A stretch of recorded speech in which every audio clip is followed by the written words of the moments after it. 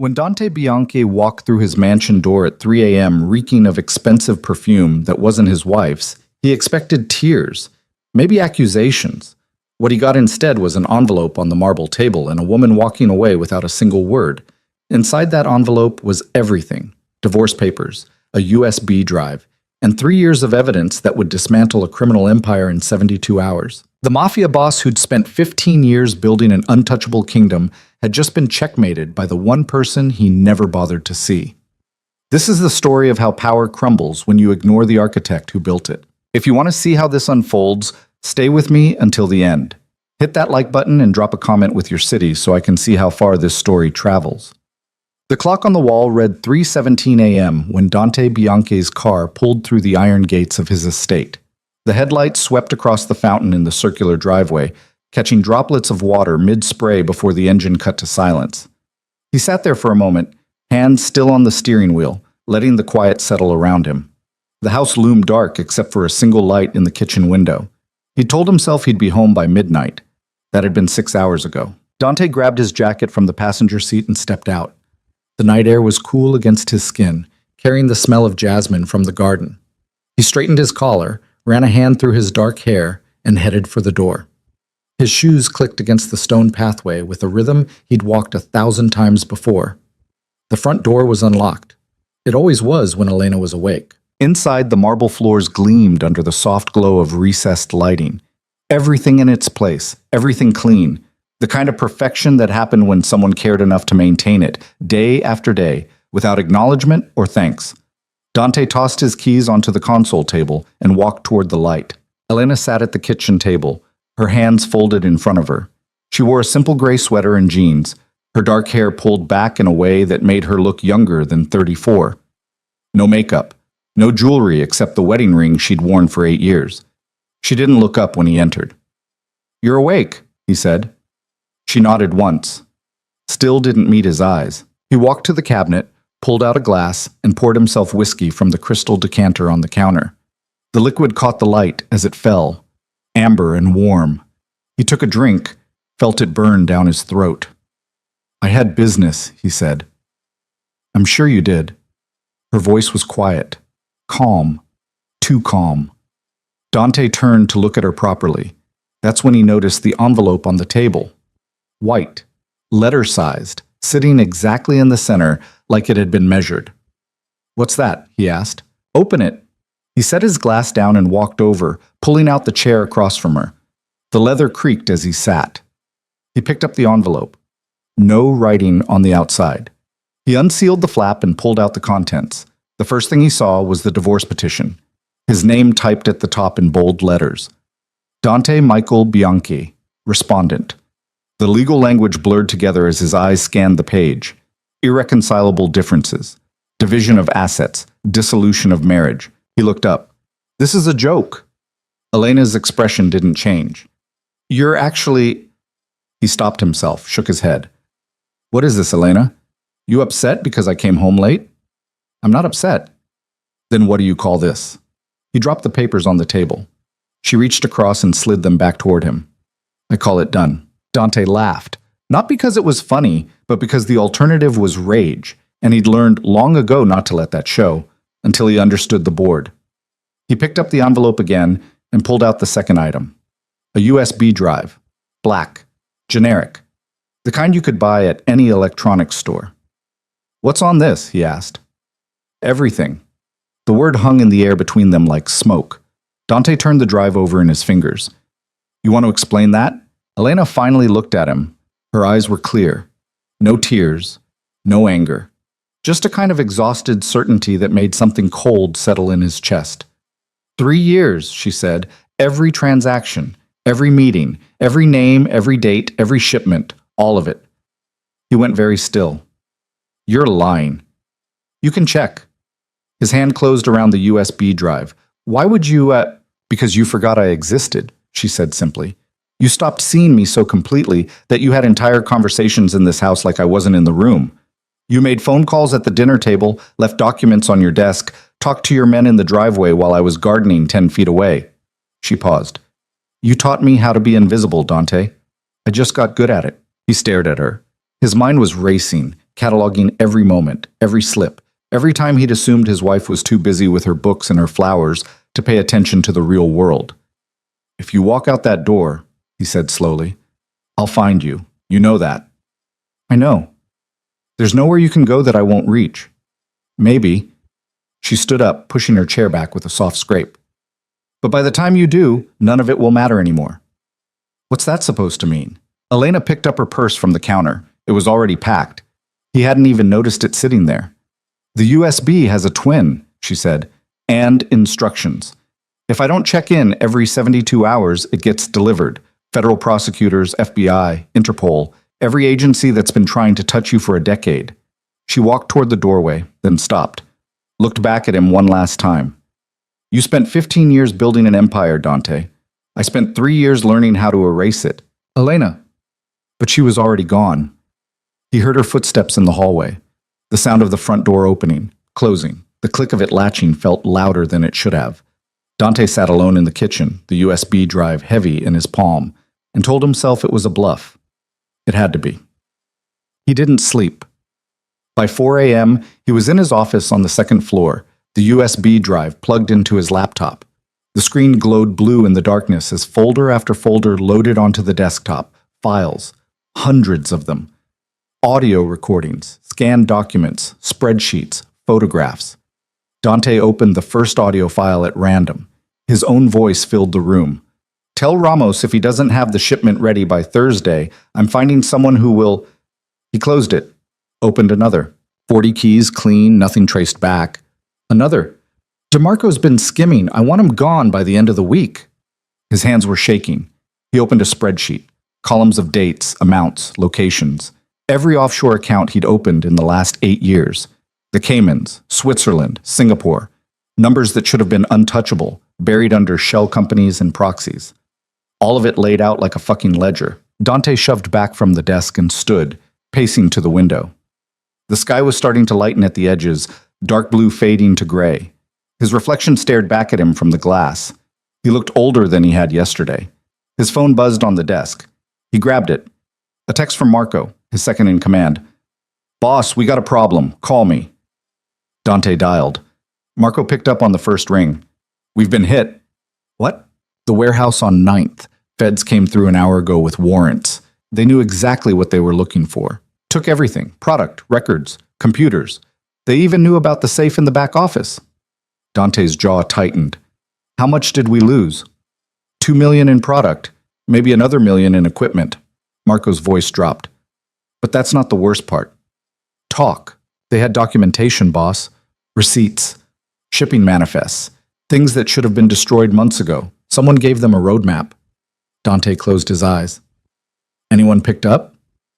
3 guys, all singing already from what I hear." "Who's their lawyer?" "Don't have one yet. They're talking before they even asked." That meant leverage. The kind of leverage that came from having no hope left. "Pull everyone back," Dante said. "Full shutdown until I know what we're looking at. Already done." "But Dante..." Marco hesitated. "There's talk. People are asking questions." "What kind of questions?" "The kind about whether you still got this." Dante ended the call and threw the phone onto the desk. It skittered across the wood and stopped just before the edge. He turned back to the laptop, opened another file. A photograph of him shaking hands with Councilman Reeves outside a restaurant downtown. The date stamp read 14 months ago. The same week Reeves had pushed through the zoning variance that let Dante buy the Port District properties. Another photo. Him and State Senator Caldwell at a charity gala. Caldwell's hand on his shoulder, both of them smiling for the camera. The caption underneath read, $250,000 campaign contribution, December 2019. She'd been building a case file, not just evidence, a narrative. Dante sat down slowly. The chair felt too small suddenly, like the walls were pressing in. He thought about Elena, about the way she used to sit in the corner of his office sometimes, reading while he worked. He thought it was sweet, domestic, the kind of thing wives did when they wanted to be near their husbands. He'd never once asked what she was reading, never noticed when she looked up at the exact moment someone said something incriminating, never saw her memorizing names, dates, details. His phone buzzed again. Another text. This one from Victor, who ran the East Side operations. Accounts frozen. All of them. Need access now. Dante stared at the message. Typed back, "Which accounts?" The response came instantly. All of them. He pulled up his banking app, entered his credentials for the primary Cayman account. The screen loaded. Access denied. Account frozen pending federal investigation. He tried the Swiss account. Same message. Singapore, Panama, Cyprus. All frozen. 15 years of carefully hidden money, locked down overnight. Dante stood and walked out of the office, down the hallway, past the bedroom he used to share with Elena. The door was open. The bed was made. Everything looked exactly the same as it always had, except now there was a space on the dresser where her jewelry box used to sit. He went downstairs through the living room into the kitchen. The envelope was still on the table where he'd left it. He picked up the divorce papers again, read through them properly this time. She wasn't asking for anything. No alimony, no property, no split of assets. She just wanted out. That scared him more than anything else, because Elena had never been stupid. If she wasn't taking anything in the divorce, it was because she didn't need to, which meant she'd already taken what she wanted before she left. Dante pulled out his phone and dialed a number he rarely used. It rang 4 times before a woman answered. "It's early," Sophia said. Her voice was thick with sleep. "I need to see you." "Now?" "Yes." A pause, then softer. "What's wrong?" "I'll tell you when I get there." He hung up before she could ask anything else. Sophia's apartment was in the Pearl District, a high-rise with a doorman and views of the river. Dante had bought it for her 2 years ago. She decorated it in shades of cream and gold, everything expensive and tasteful in the way of women who knew how to spend someone else's money. She opened the door in a silk robe, her blonde hair loose around her shoulders. "You look like hell." "Let me in." She stepped aside. The apartment smelled like vanilla candles and the wine she'd probably been drinking before bed. Dante walked past her into the living room and stood by the window, looking out at the city starting to wake up below. Sophia closed the door and followed him. "What happened?" "Elena left me." "Oh." She didn't sound surprised. "Finally figured it out, did she?" Dante turned. "Figured what out?" Sophia smiled, but it didn't reach her eyes. "That you're a shit husband, Dante. Come on, you're here more than you're there. What did you think was going to happen?" "She took files," he said. "Evidence. She's been documenting everything for 3 years." The smile faded. "Everything?" "Everything." Sophia sat down on the edge of the couch. For the first time since he'd known her, she looked genuinely worried. "What are you going to do?" "I don't know yet." "Can you stop her?" "I don't even know where she is." Sophia was quiet for a moment. Then she stood and walked to the bar cart, poured herself a drink. She didn't offer him one. "So what do you need from me?" That's when Dante realized he didn't have an answer. He'd come here out of a habit, because this was where he went when things got complicated, when he needed to feel like himself again. But standing in this apartment, looking at this woman who'd shared his bed but never his life, he understood something he'd been avoiding for hours. Sophia didn't matter. None of this mattered. Not the apartment, not the comfort, not the illusion of escape. Elena had just burned down his entire world, and the only thing he could think to do was run to his mistress like she could fix it. "I should go," he said. Sophia set her glass down. "Dante, I'll call you later." He left before she could say anything else. By the time he got back to the estate, the sun was fully up. There were 2 black SUVs parked in his driveway, federal plates. Dante pulled up slowly, put the car in park, watched as 4 agents in windbreakers emerged from the vehicles. FBI emblazoned across their backs in yellow letters. The lead agent was a woman in her 40s, dark hair pulled into a tight ponytail.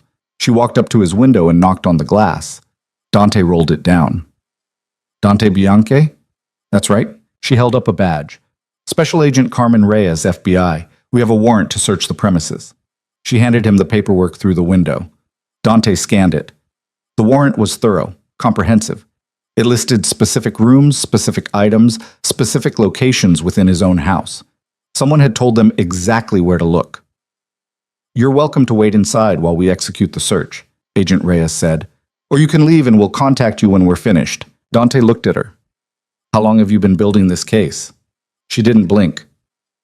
"Long enough." He got out of the car and walked past them into his house. 2 more agents were already inside, photographing the kitchen.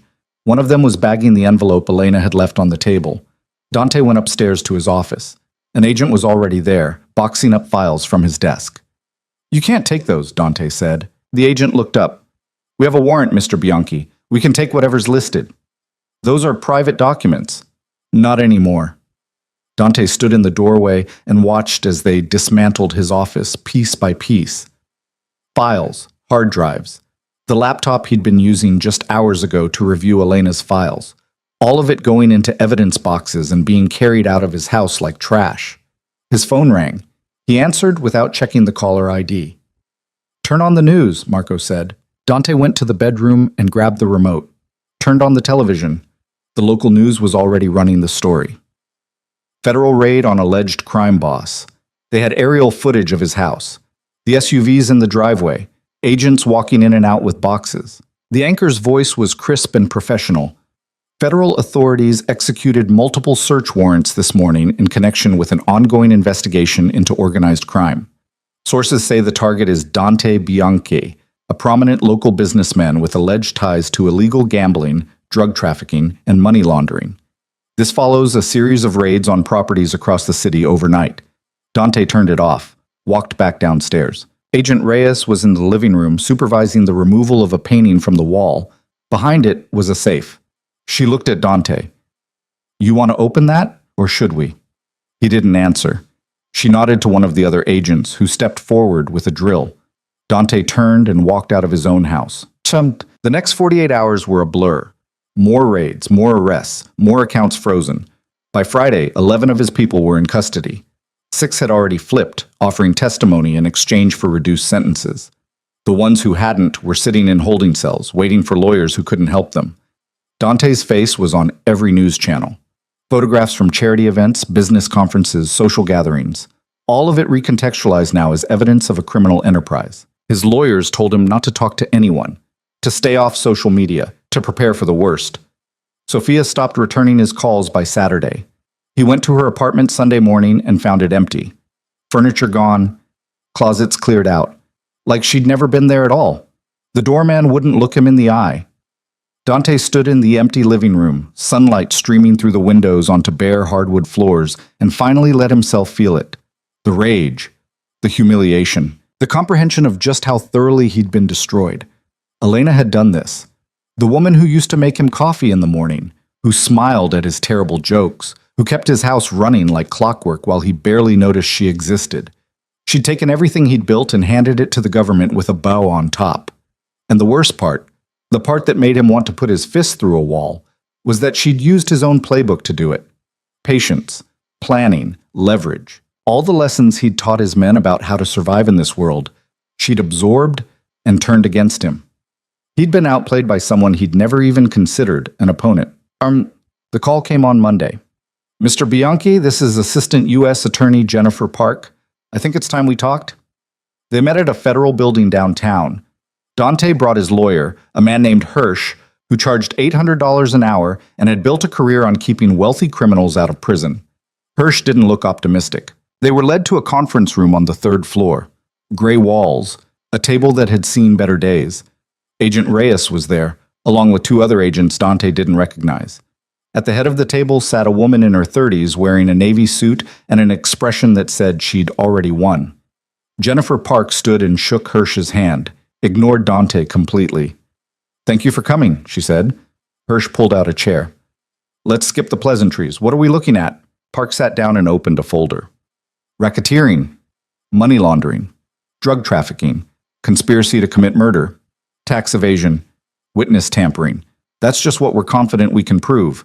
We're still going through the evidence. Evidence that was obtained illegally," Hirsch said. Park smiled. "Actually, it was obtained by a private citizen who voluntarily turned it over to law enforcement. Your client's wife. Soon-to-be ex-wife, I should say. Nothing illegal about that." Dante leaned forward. "Where is she?" Park looked at him for the first time. "Somewhere you'll never find her. She's under federal protection now. Has been since the moment she walked out of your house." "You can't." "We can," Park said. "And we did. Mrs. Bianchi came to us 3 months ago with a proposal. She'd deliver evidence of your entire operation in exchange for immunity and protection. We accepted. 3 months ago, Dante thought back. 3 months ago was February, the week of his birthday. Elena had thrown him a party, 50 people at the house. Champagne and catered food and a cake that probably cost more than most people made in a month. She'd smiled the whole night, stood beside him while people toasted his success, kissed him when they cut the cake. And apparently she'd already been working with the FBI. How much does she know? Hirsch asked. Everything, Agent Reyes said. She pulled out a tablet and slid it across the table. 3 years of audio recordings, financial documents, eyewitness testimony, photographs. She built us a case that would take our white-collar division a decade to assemble.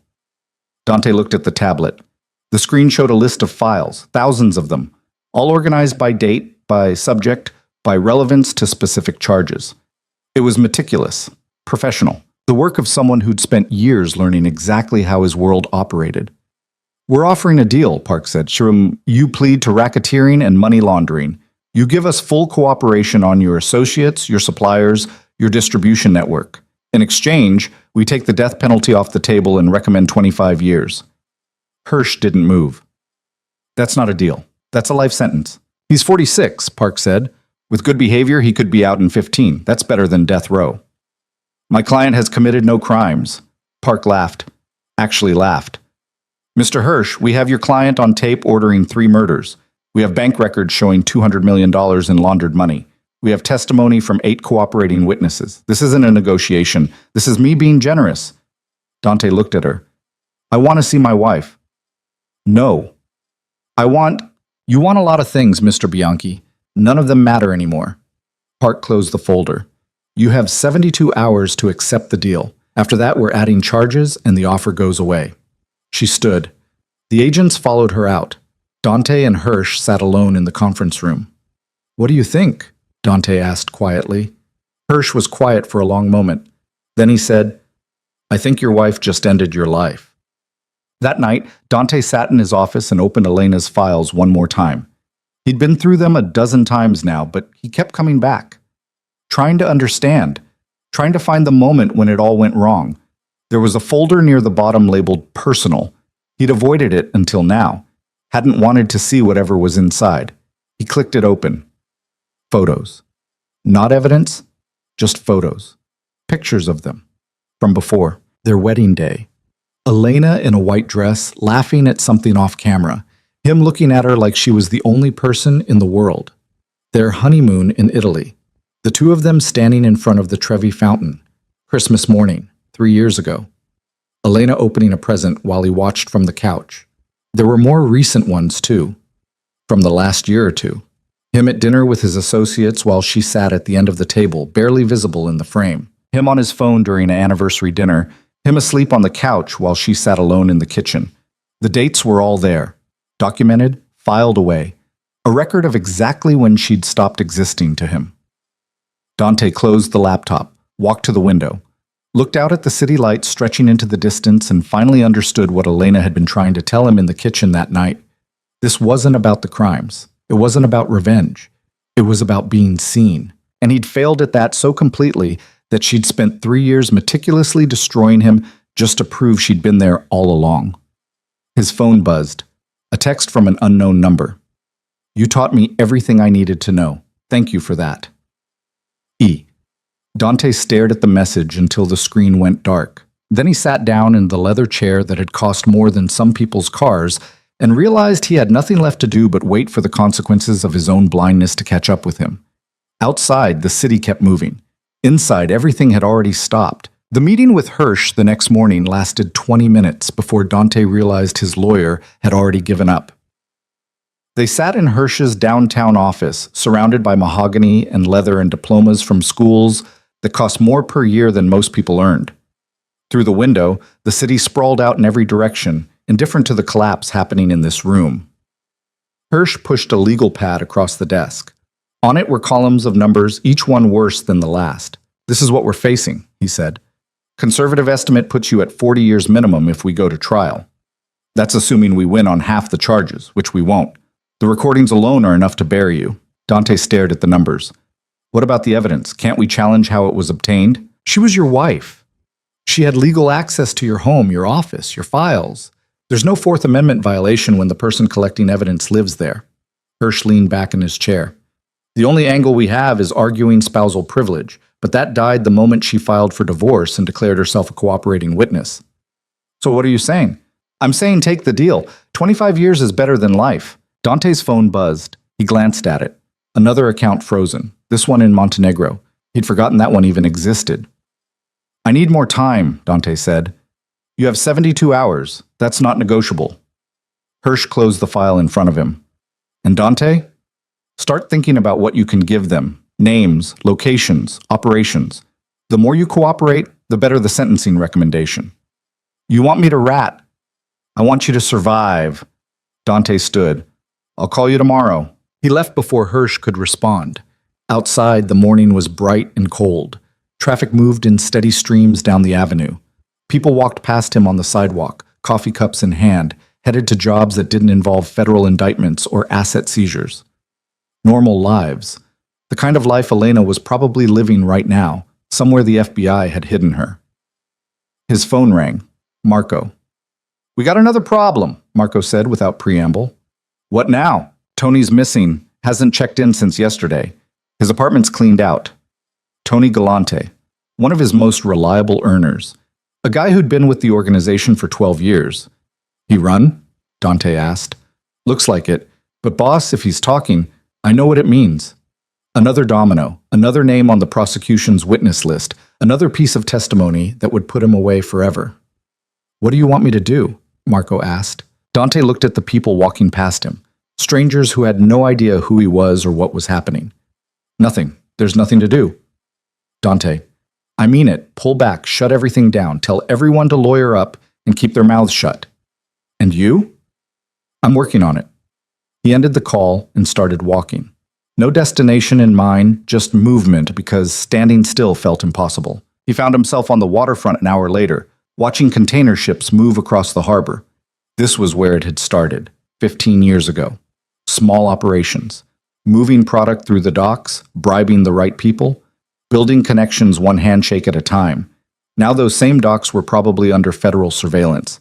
Those same connections were probably cooperating witnesses.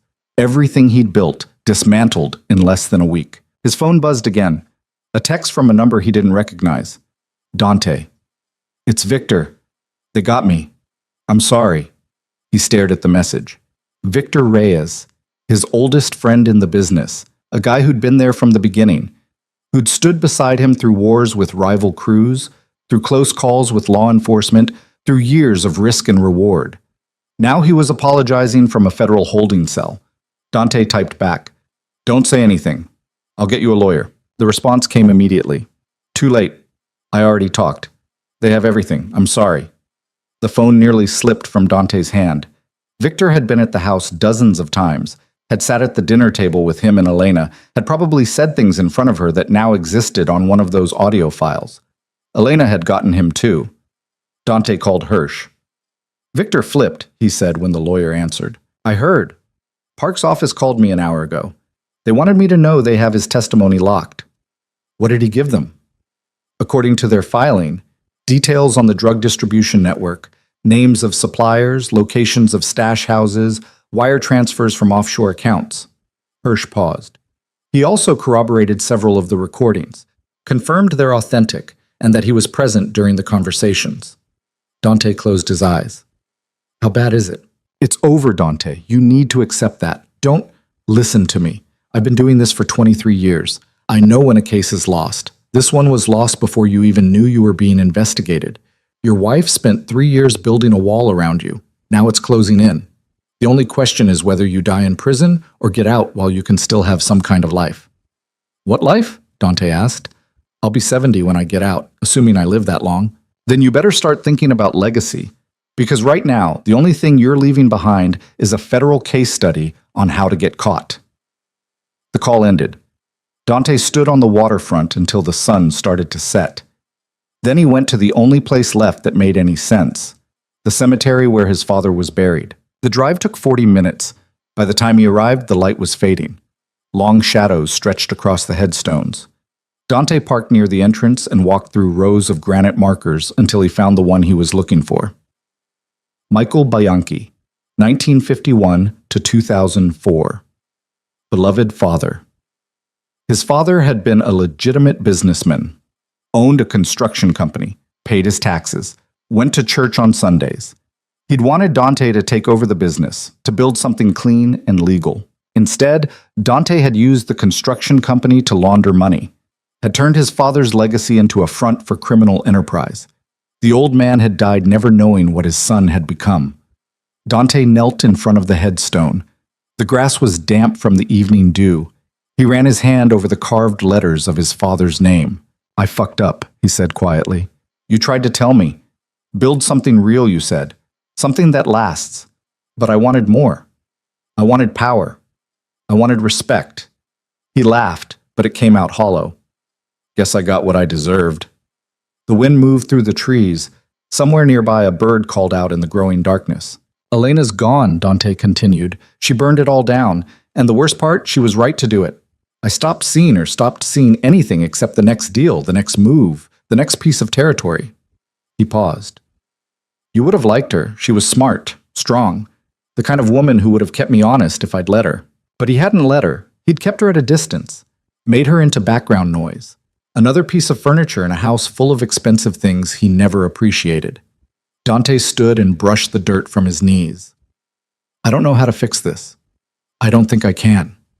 His father's headstone had no answers. He walked back to the car as full darkness settled over the cemetery. The next morning, he woke to his phone ringing at 6 a.m. It was Hirsch. Turn on the news. Dante grabbed the remote and flipped on the television. The morning news was already covering it. Federal indictment unsealed. Organized crime figure faces RICO charges. The anchor was reading from a prepared statement. Federal prosecutors unsealed a sweeping racketeering indictment this morning against Dante Bianchi, alleging his involvement in a criminal enterprise spanning more than a decade. The indictment lists 47 counts, including murder, drug trafficking, and money laundering. Prosecutors say the case was built with evidence provided by Bianchi's estranged wife, who cooperated with authorities for more than 3 months. They had a photo of Elena on screen. It was from their wedding. She looked young, happy, nothing like the woman who'd walked out of his house a week ago. The anchor continued, legal experts say this is one of the most comprehensive RICO cases in recent history. If convicted on all counts, Bianchi could face life in prison without parole. Dante muted the television. You still there? Hirsch asked. Yeah. Park's office wants an answer by end of business today. They're not waiting the full 72 hours. Why the rush? Because they're adding more defendants. Your associates are flipping faster than they can process the paperwork. Every hour that passes, they get more evidence. They want you locked in before you realize how much worse it's going to get. Dante looked at Elena's photo on the screen. The smile. The white dress. The woman who'd promised to love him forever. Set up a meeting, he said. I'll give them an answer today. He hung up and sat in the silence of his bedroom. The house felt enormous around him. 10,000 square feet of space he'd barely occupied. Rooms Elena had decorated and maintained while he was out building an empire he thought would last forever. The irony wasn't lost on him. He'd spent 15 years acquiring power and property. Now he couldn't even keep his own house. There was a knock on the front door. Dante went downstairs and looked through the peephole. A woman in her 60s stood on the porch. Gray hair, kind face. Someone's grandmother. He opened the door. Can I help you? She handed him an envelope. You've been served. Then she walked back to her car and drove away. Dante opened the envelope. Civil lawsuit. Elena's attorney was suing for division of assets. The house, the cars, investment properties, all of it. He laughed. Actually laughed. Because what else was there to do? She'd already taken everything that mattered. Now she was just cleaning up the paperwork. The meeting with Park was set for 2 p.m. Dante arrived 15 minutes early. Hirsch was already there, sitting in the lobby with his briefcase across his lap. You ready? The lawyer asked. Does it matter? They were led to the same conference room as before. Park was waiting with Agent Reyes and 2 other prosecutors Dante hadn't seen before. Park didn't waste time. Have you made a decision? Dante sat down. I want to see the full evidence list first. Park slid a binder across the table. This is a summary. The full discovery is about 8,000 pages. You'll get access to all of it once you enter a plea. Dante opened the binder. The first page was a table of contents, dozens of categories, each one a different aspect of his operation that Elena had documented. Drug trafficking operations, 247 documented transactions. Money laundering, 89 offshore transfers, $187 million total. Witness intimidation, 14 incidents. Murder. Conspiracy, 3 cases. The numbers went on, each one backed by audio recordings, photographs, financial records. He flipped to a random page. A transcript of a conversation he'd had with Marco 2 years ago about moving product through a new distribution channel. Every word transcribed perfectly. Timestamps, location, context. Where was she during this one? Dante asked, pointing to the transcript. Park checked her notes. According to her statement, she was in the kitchen making dinner. You were on the phone in the next room. I was 10 feet away from her. Yes. And she just wrote it all down? She recorded it, Park said, then transcribed it later. She was very thorough. Dante closed the binder. How many recordings are there? Audio? About 600 hours. She also kept detailed written notes, photographs, receipts, bank statements. She basically documented your entire operation like she was writing a book. Why? The question came out before he could stop it. Why go through all that effort? She could have just left. Park leaned forward. You want to know why your wife spent 3 years destroying you? Yeah, I do. Because you gave her no choice. Park's voice was cold. According to her testimony, she tried talking to you multiple times, asked you to go legitimate, to get out while you could. You dismissed her every time, told her not to worry about business, that she didn't understand how things worked. Dante remembered those conversations. Vaguely. Late-night talks that he thought were just Elena being anxious. He'd patted her hand and told her everything was fine. She realized you weren't going to stop, Park continued. So she started planning, learned everything she could about your operation, documented it, built a case, and when she had enough to guarantee you'd never be able to hurt her or anyone else again, she walked away. She could have warned me. Why would she? You didn't listen to her when she was trying to help. Why would you listen when she was trying to leave? The room was quiet. Hirsch cleared his throat. Can we focus on the deal? Park nodded. 25 years, full cooperation. You allocute to all charges. Give us testimony on your suppliers, your associates, your distribution network. In exchange, we recommend concurrent sentencing and a medium security facility. And if I say no, then we go to trial. We win. You get life. And I make it my personal mission to ensure you never see daylight again. Park's expression didn't change. Your choice, Mr. Bianchi. Dante looked at Hirsch. The lawyer gave a small nod. 25 years. He'd be 71 when he got out. If he got out. But it was better than dying in prison. I need a minute, Dante said. Park stood. Take 5. We'll be right outside. The prosecutors and agents filed out. Hirsch started to follow, then stopped. You know what you have to do. Yeah. Then do it. Sign the deal. Start cooperating. Give yourself a chance. When Hirsch left, Dante sat alone in the conference room and thought about Elena, about the woman who'd sat across from him at breakfast every morning for 8 years, who'd asked how his day was, who'd kept his house running while he was out building an empire, who'd been invisible to him right up until the moment she wasn't. He thought about Sophia, about the empty apartment and the furniture that had disappeared overnight, about a woman who'd shared his bed but vanished the second his money dried up. He thought about his father's grave, about legacy and choices, and the difference between power and respect. And he thought about the next 25 years. His phone buzzed, a text from an unknown number. He opened it. It was a photo. Elena sitting on a beach somewhere, sunset in the background. She was smiling, really smiling, the kind of smile he hadn't seen in years. Below the photo, a message. I'm free now. I hope someday you understand why I had to do this. Take care of yourself, Dante. He stared at the photo for a long time. Then he deleted it, put the phone down. And when Park came back into the room, he said the only thing left to say. Where do I sign? The paperwork took 2 hours. Page after page of legal language that all amounted to the same thing. He was admitting guilt, agreeing to cooperate, trading his freedom for a slightly shorter prison sentence. Hirsch walked him through each section, explained what he was agreeing to, what he was giving up. Dante signed everything without reading it. When it was done, Park collected the documents and stood. "We'll need you to start giving statements tomorrow. 9 a.m. Bring whatever records you still have access to." "I don't have access to anything anymore," Dante said. "You froze all my accounts, seized my properties. I can't even get into my own office." "Then you'll have to work from memory. We need names, locations, details on every operation you ran." "That's going to take weeks." "Then you better get started." Park picked up her briefcase. "And Mr. Bianchi? Don't even think about running. You're out on supervised release until sentencing. Ankle monitor goes on tonight. Curfew is 8 p.m. You violate any condition, the deal's void, and you go straight to pretrial detention." She left. Reyes stayed behind. She pulled out a small electronic device. "Let's get this fitted." The ankle monitor was heavier than it looked, cold against his skin. She fastened it above his left ankle and activated it with a handheld scanner. "This tracks your location 24/7, she said. "You're allowed to travel between your residence and your lawyer's office. Anywhere else requires prior approval. Understood?" "Yeah." "Good.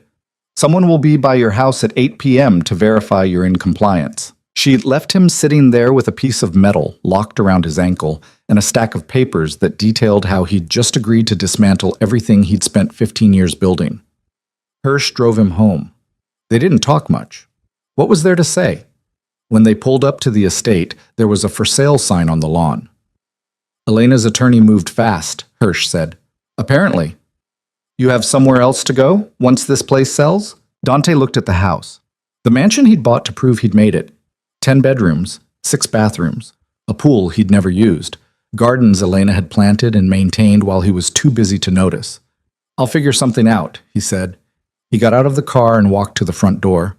The key still worked. Inside, everything was exactly as the FBI had left it. Furniture slightly out of place.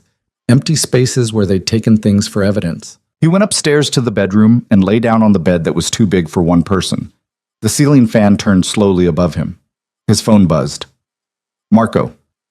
"You sign?" Marco asked. "Yeah." "What happens now?"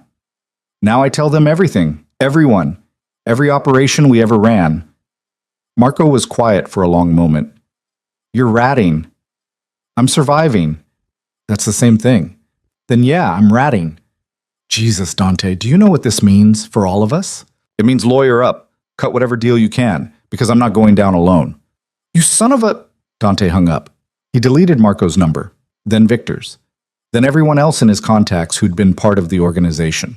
All of them would hate him soon enough. All of them would be cutting their own deals, giving their own statements, trying to save themselves from the machine Elena had set in motion. He thought about calling Sophia, just to see if she'd answer, but he already knew she wouldn't. That life was over.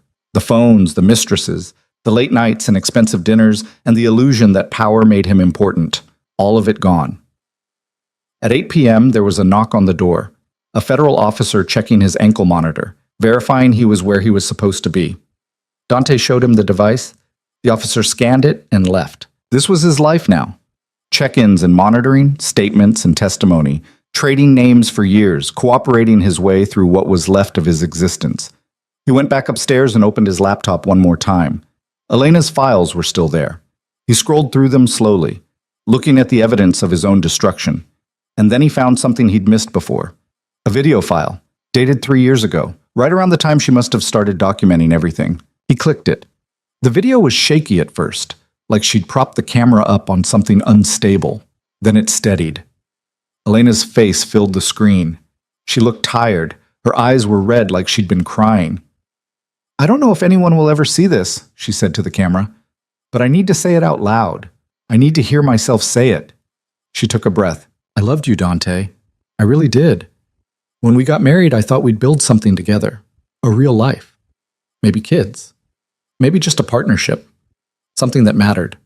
She wiped her eyes. "But you didn't want a partner. You wanted someone to keep your house clean and smile at your friends and stay out of the way while you did whatever you wanted.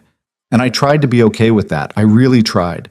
But then I started noticing things, hearing things, and I realized what you were doing, what you really were." Her voice got stronger. "I asked you to stop, Do you remember that? I asked you to walk away, to build something legitimate. You laughed, said I didn't understand how the world worked, that I was naive.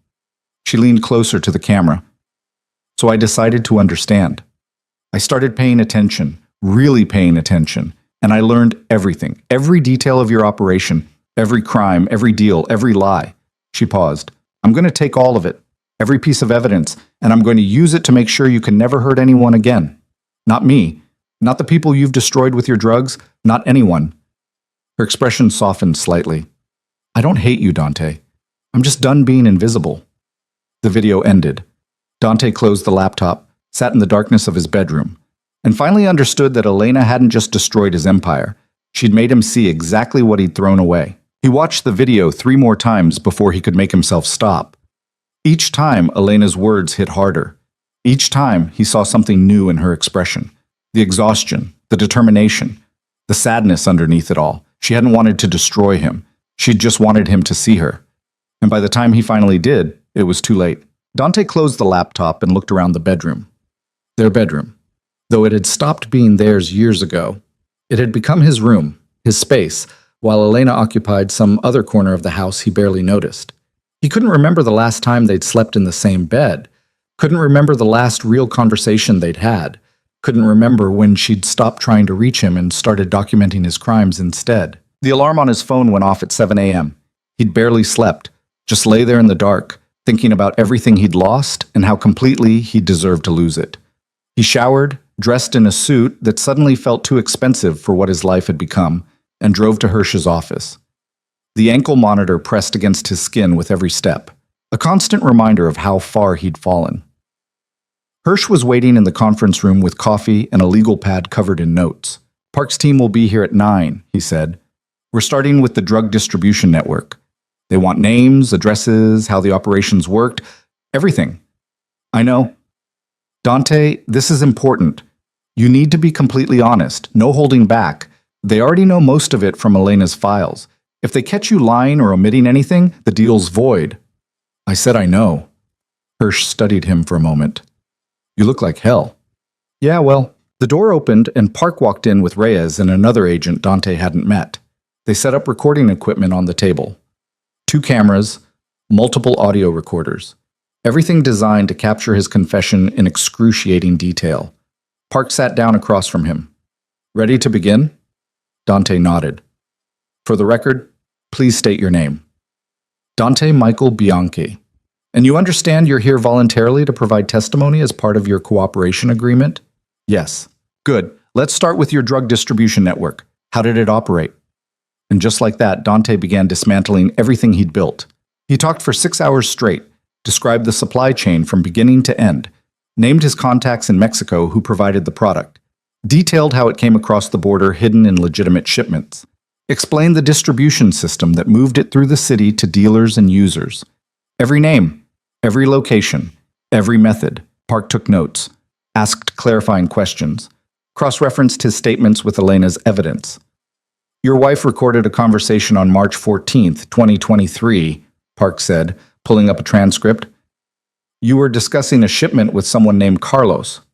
Who is Carlos? Carlos Mendoza, my primary supplier in Sinaloa.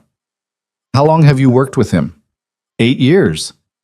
How much product have you moved through him? Dante did the math in his head. Probably 2,000 kilos. Maybe more. Park made a note.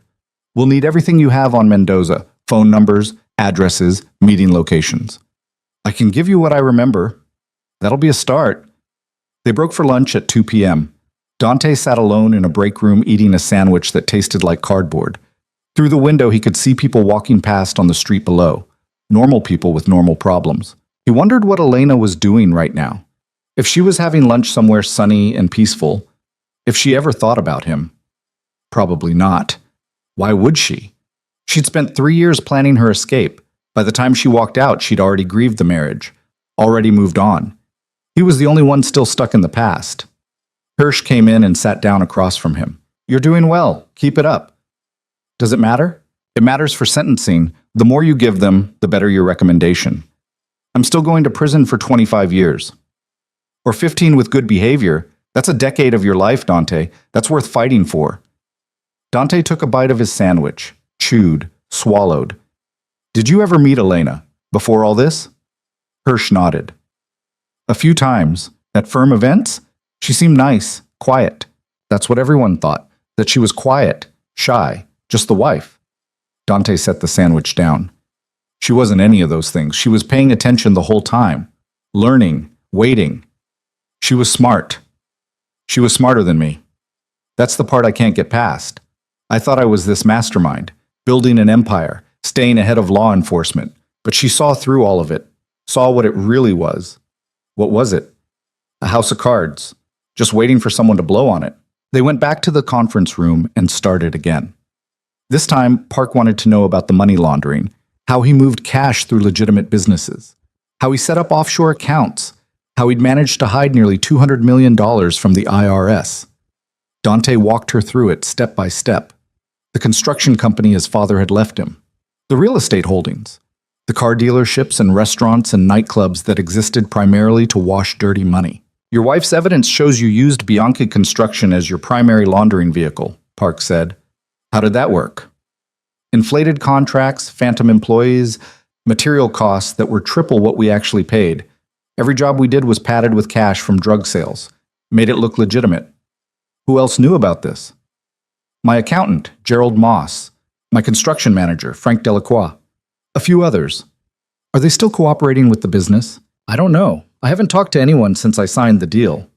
Park made another note. We'll need to bring them in. The testimony went on, hours turning into days, each session peeling back another layer of his operation, each name he gave leading to more arrests, more raids, more people whose lives he'd just destroyed. By the end of the week, he'd given them 43 names, 19 locations, details on operations in 6 different states. He'd become exactly what he'd always despised, a rat, an informant, someone who traded loyalty for survival. But what choice did he have? Elena had already given them everything. He was just filling in the gaps. On Friday afternoon, Park closed her notepad and looked at him. That's enough for today. We'll resume Monday, same time. Dante stood. His back ached from sitting in the same chair for 8 hours. The ankle monitor had rubbed his skin raw. Hirsch walked him out to the parking garage. You did good this week. Park's pleased with your cooperation. Great. I mean it, Dante. You keep this up, I can probably get the sentencing recommendation down to 20 years. Still 2 decades. Better than life. Dante got in his car and drove home. The for sale sign was still on the lawn. According to his lawyer, Elena's attorney had already fielded 6 offers. The house would be gone within a month. He'd need to find an apartment. Something small, cheap. The kind of place he'd never imagined living in when he was on top. Inside, the house was silent. No Elena cooking dinner, no sound of her moving through rooms, just emptiness that echoed every footstep. He went to the kitchen and opened the refrigerator. It was mostly empty. He'd been living on takeout and whatever didn't require actual cooking. Elena had always handled meals. He'd never learned, never thought he'd need to. He grabbed a beer and went out to the patio. The sun was setting, painting the sky in shades of orange and pink. The garden Elena had planted was starting to overgrow, weeds creeping in between the flowers, plants that needed trimming. She'd spent hours out here. He remembered watching her sometimes through the window, kneeling in the dirt, completely absorbed in her work. He'd never asked what she was planting, never offered to help, just watched for a moment and then went back to whatever he'd been doing. Phone calls, emails, the endless maintenance of an empire that was always one mistake away from collapse. His phone rang. Unknown number. He almost didn't answer. Then something made him pick up. Hello? Dante? A woman's voice, familiar but different. It's Sophia. He hadn't expected to hear from her again. What do you want? I heard about the deal, that you're cooperating. You heard right. I just wanted to say, I'm sorry for leaving the way I did. Dante took a drink of his beer. Don't be. You did what made sense. Still, we were together for 2 years. I should have what? Stuck around while I went to prison? Come on, Sophia, we both know what this was. She was quiet for a moment. I did care about you, in my way. Your way involved an apartment I paid for and a credit card with no limit. That's not caring. That's a transaction. That's not fair. It's completely fair. You were there for the money and the lifestyle. The second both disappeared, so did you. I'm not mad about it. I'm just saying we should call it what it was. What was it then? A distraction. Something to make me feel important, desired. All the things I wasn't getting at home because I'd stopped trying. Sophia sighed. Elena really did a number on you, didn't she? No, I did a number on myself. Elena just made me see it. I hope you find whatever it is you're looking for, Dante. Yeah, me too. He hung up and finished his beer. Went inside and stood in the living room that Elena had decorated. Furniture she'd chosen.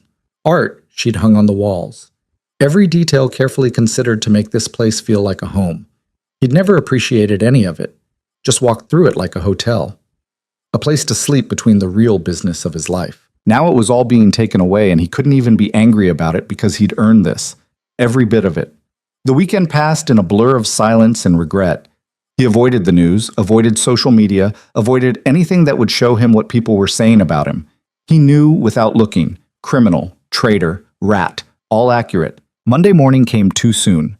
He was back in Hirsch's conference room by 8:45, drinking coffee that was too bitter and waiting for Park's team to arrive. When they did, Park had a different energy. Sharper, more focused. We need to talk about the murders, she said without preamble. Dante's stomach dropped. What murders? Don't play games. Your wife's evidence includes conversations about at least 3 contracted killings. We need details. He looked at Hirsch. The lawyer nodded slightly. This was the moment he'd been dreading, the line he'd never wanted to cross. I never killed anyone, Dante said. But you ordered it done. That's different. Not to a jury. Park opened a file. March 2021. Daniel Cortez. Shot 3 times outside his home in front of his wife. Your wife recorded you telling Victor to handle the Cortez problem. What did that mean? Dante closed his eyes. Cortez had been skimming, stealing from shipments. It couldn't stand. It meant exactly what you think it meant. Say it clearly, for the record. I told Victor to kill him, to make an example. And did he? Yes. Park made a note. Who pulled the trigger? I don't know. Victor hired someone, kept it separate from me. But you paid for it? Yes. How much? $50,000. The number hung in the air. $50,000 to end a life, to leave a woman widowed, to destroy a family. Park moved to the next file. August 2022, Marcus Williams, found in the river with his throat cut. What happened there? Williams was talking to a reporter, threatening to expose the operation. So you had him killed. I told Marco to make it go away. He took care of it. Same question. Who actually did it? I don't know. You don't know, or you won't say? I don't know. That was the point. Plausible deniability. Park's expression didn't change. Third case, December 2022, Anthony Russo, car accident on Highway 101. Brake line cut. You want to tell me about that one? Dante remembered Russo, a driver who'd gotten picked up on a DUI and was looking at serious time, had started making noise about cooperating to reduce his sentence. Same thing, Dante said. I gave the order. Someone else handled it. Do you feel any remorse for these deaths? The question caught him off guard. He looked at Park, at her steady, unflinching gaze. Did he? I don't know, Whit, he said honestly. I didn't think about it much at the time. They were problems. I solved them. That's how I saw it. And now? Now I see they were people, with families, lives, and I took that away because it was convenient. That's not remorse. That's recognition. Maybe that's all I have. Park closed the file. We'll need everything you can give us on these cases. Names of anyone involved, how the contracts were arranged, where the money came from, all of it.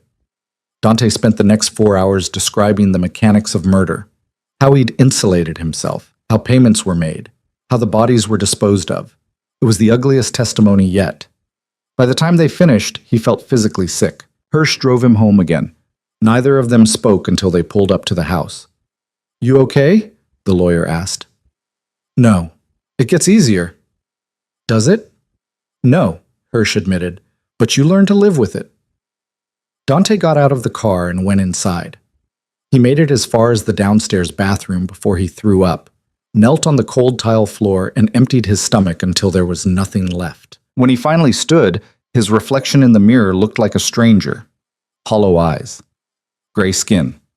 the face of a man who'd just spent hours confessing to murder. His phone buzzed, a text from a number he didn't recognize. I saw the news about your testimony. I know this is hard, but you're doing the right thing. E. Elena. She was watching, keeping tabs on how it all played out. He started to type a response, deleted it, tried again, deleted that too. What could he possibly say to her? Thank you for destroying my life? I'm sorry for making you invisible? I finally see what I lost? None of it mattered. She'd moved on. Was living somewhere safe and far away while he dismantled the empire she'd helped him see was built on blood and lies. He put the phone down and walked upstairs. Lay on the bed, stared at the ceiling, and thought about the 25 years ahead of him, the concrete walls and barred windows, and the endless parade of days that would all blur together until he was an old man with nothing left but regrets. The sentencing hearing was scheduled for 6 weeks out.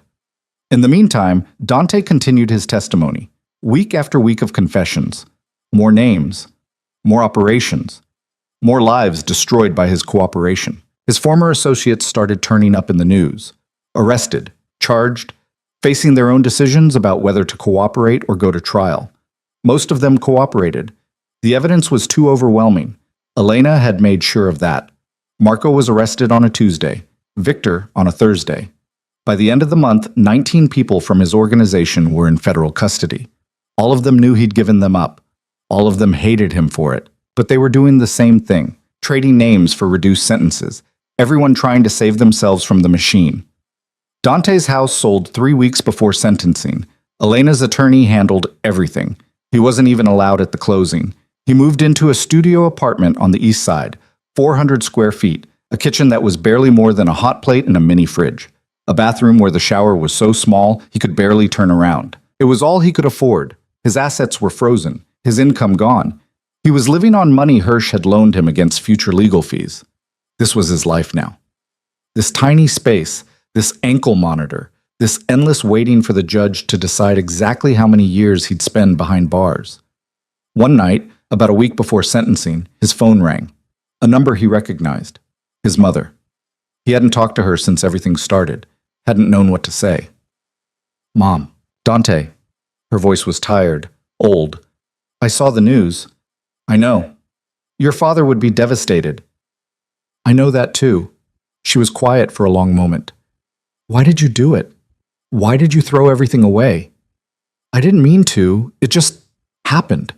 One choice led to another, and before I knew it, I was in too deep to get out. You could have walked away. When?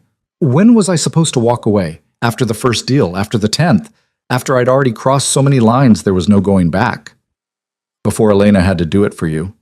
That hurt more than it should have. She told you? She came to see me before she went to the FBI. Asked if I knew what you were doing. I told her I'd suspected, but never wanted to believe it. His mother's voice cracked slightly. She cried, Dante. Said she'd tried to save you, but you wouldn't let her. I didn't think I needed saving.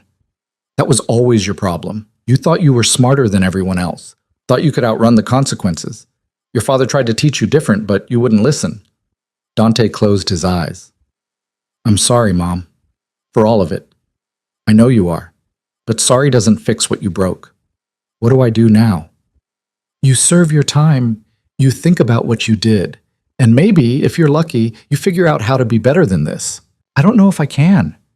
Then you'll die in prison having learned nothing. Your choice. She hung up. Dante sat in his tiny apartment and realized his mother was right. He had a choice, not about prison. That was happening no matter what, but about what kind of man he'd be when he came out. If he came out. The sentencing hearing was on a Thursday morning in late November. Dante wore the same suit he'd worn to sign the plea deal. It didn't fit quite right anymore. He'd lost weight, stopped eating properly, stopped caring about things like appearance. The courtroom was packed. Reporters in the back rows, victims' families in the gallery, federal prosecutors at their table, looking satisfied and prepared. Hirsch sat beside him, reviewing notes one last time. Whatever happens, the lawyer said quietly, don't react. Stay calm. Okay. The judge entered. Everyone stood. Judge Catherine Morrison, 62 years old, known for being tough but fair. She sat. Everyone else sat. The clerk read the charges, all 47 counts, Dante's guilty plea to each one, Then Park stood to make her sentencing recommendation. Your Honor, the government recommends 25 years in federal prison to run concurrent, followed by 5 years supervised release. Mr. Bianchi has provided substantial cooperation.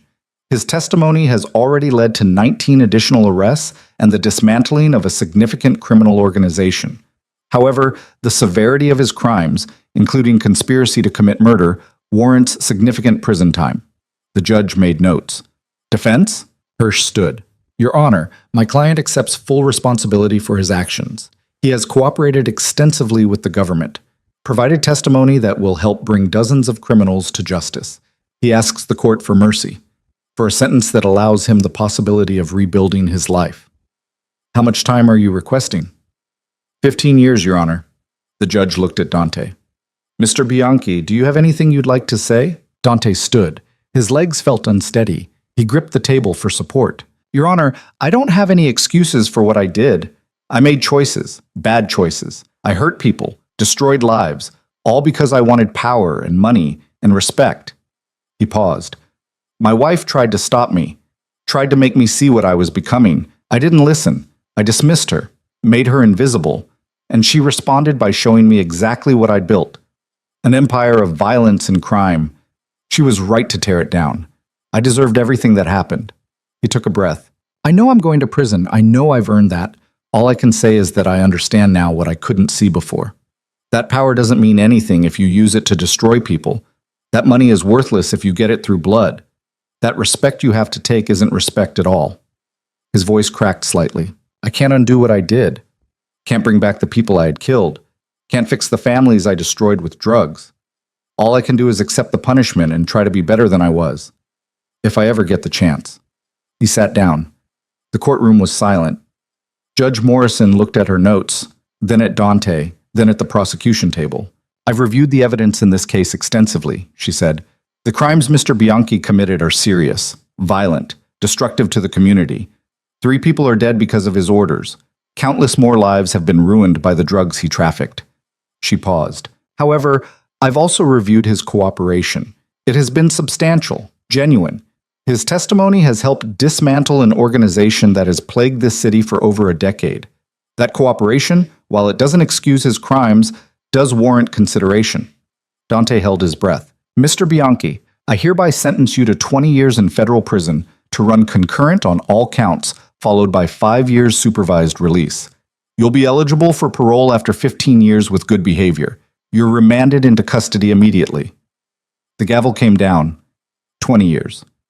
15 with good behavior. He'd be 66 when he got out. If he got out. 2 marshals approached. Dante stood and turned around, hands behind his back. The handcuffs clicked into place. Hirsch leaned in close. I'll file the appeal. Keep your head down in there. Dante nodded. The marshals led him toward a side door.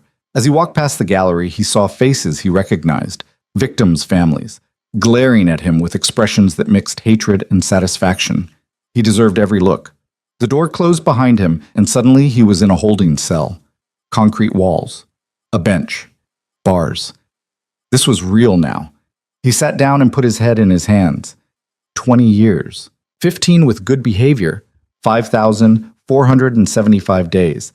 And every single one of them would be spent thinking about the woman who'd loved him enough to try to save him, and who'd been strong enough to destroy him when he wouldn't save himself. The transport to federal prison happened 2 days later. Dante sat in the back of an unmarked van, shackled at the wrists and ankles, watching the city disappear through a small window reinforced with wire mesh. The streets he'd controlled, the neighborhoods where his word had been law, all of it sliding past like scenes from someone else's life. The facility was 3 hours north. Medium security, just like Park had promised. Concrete buildings surrounded by double fences topped with razor wire. Guard towers at each corner, a place designed to contain men who'd made the same kinds of mistakes Dante had, just on different scales. Processing took 4 hours. They stripped him of everything. The suit, the watch Elena had given him for their 5th anniversary. The wedding ring he'd kept wearing even after she left. All of it cataloged and boxed and stored in some warehouse he'd probably never see again. They gave him prison blues, cheap canvas that scratched against his skin, shoes that didn't quite fit, a bedroll and toiletries in a clear plastic bag. Bianchi, the intake officer said, reading from a clipboard. You're in C block, cell 247. Keep your head down. Follow the rules. Don't cause problems. Okay. You got people on the inside? What? Associates, friends, people from your organization who might have a problem with you being here. Dante thought about the 19 people he'd helped put away, about Marco and Victor, and all the others whose testimony he'd traded for a shorter sentence. Probably, he said. The officer made a note. We'll keep an eye out, but you should know protective custody is for cooperators who can't safely mix with general population. That what you want? No. You sure? We got at least 3 guys in here who worked for you. They might not be happy to see you. I'll handle it. The officer shrugged. Your funeral. They led him through a series of locked doors, each one clanging shut behind him with a finality that made his chest tight. Through common areas where men in the same blue uniforms watched him pass with expressions ranging from curiosity to recognition to open hostility. C block was loud. Voices echoing off concrete, metal doors slamming, the constant buzz of fluorescent lights that never turned off. Cell 247 was on the second tier, 8 feet by 10, 2 bunks bolted to the wall, a toilet with no seat, a sink that dripped constantly, a small window near the ceiling that showed a rectangle of gray sky.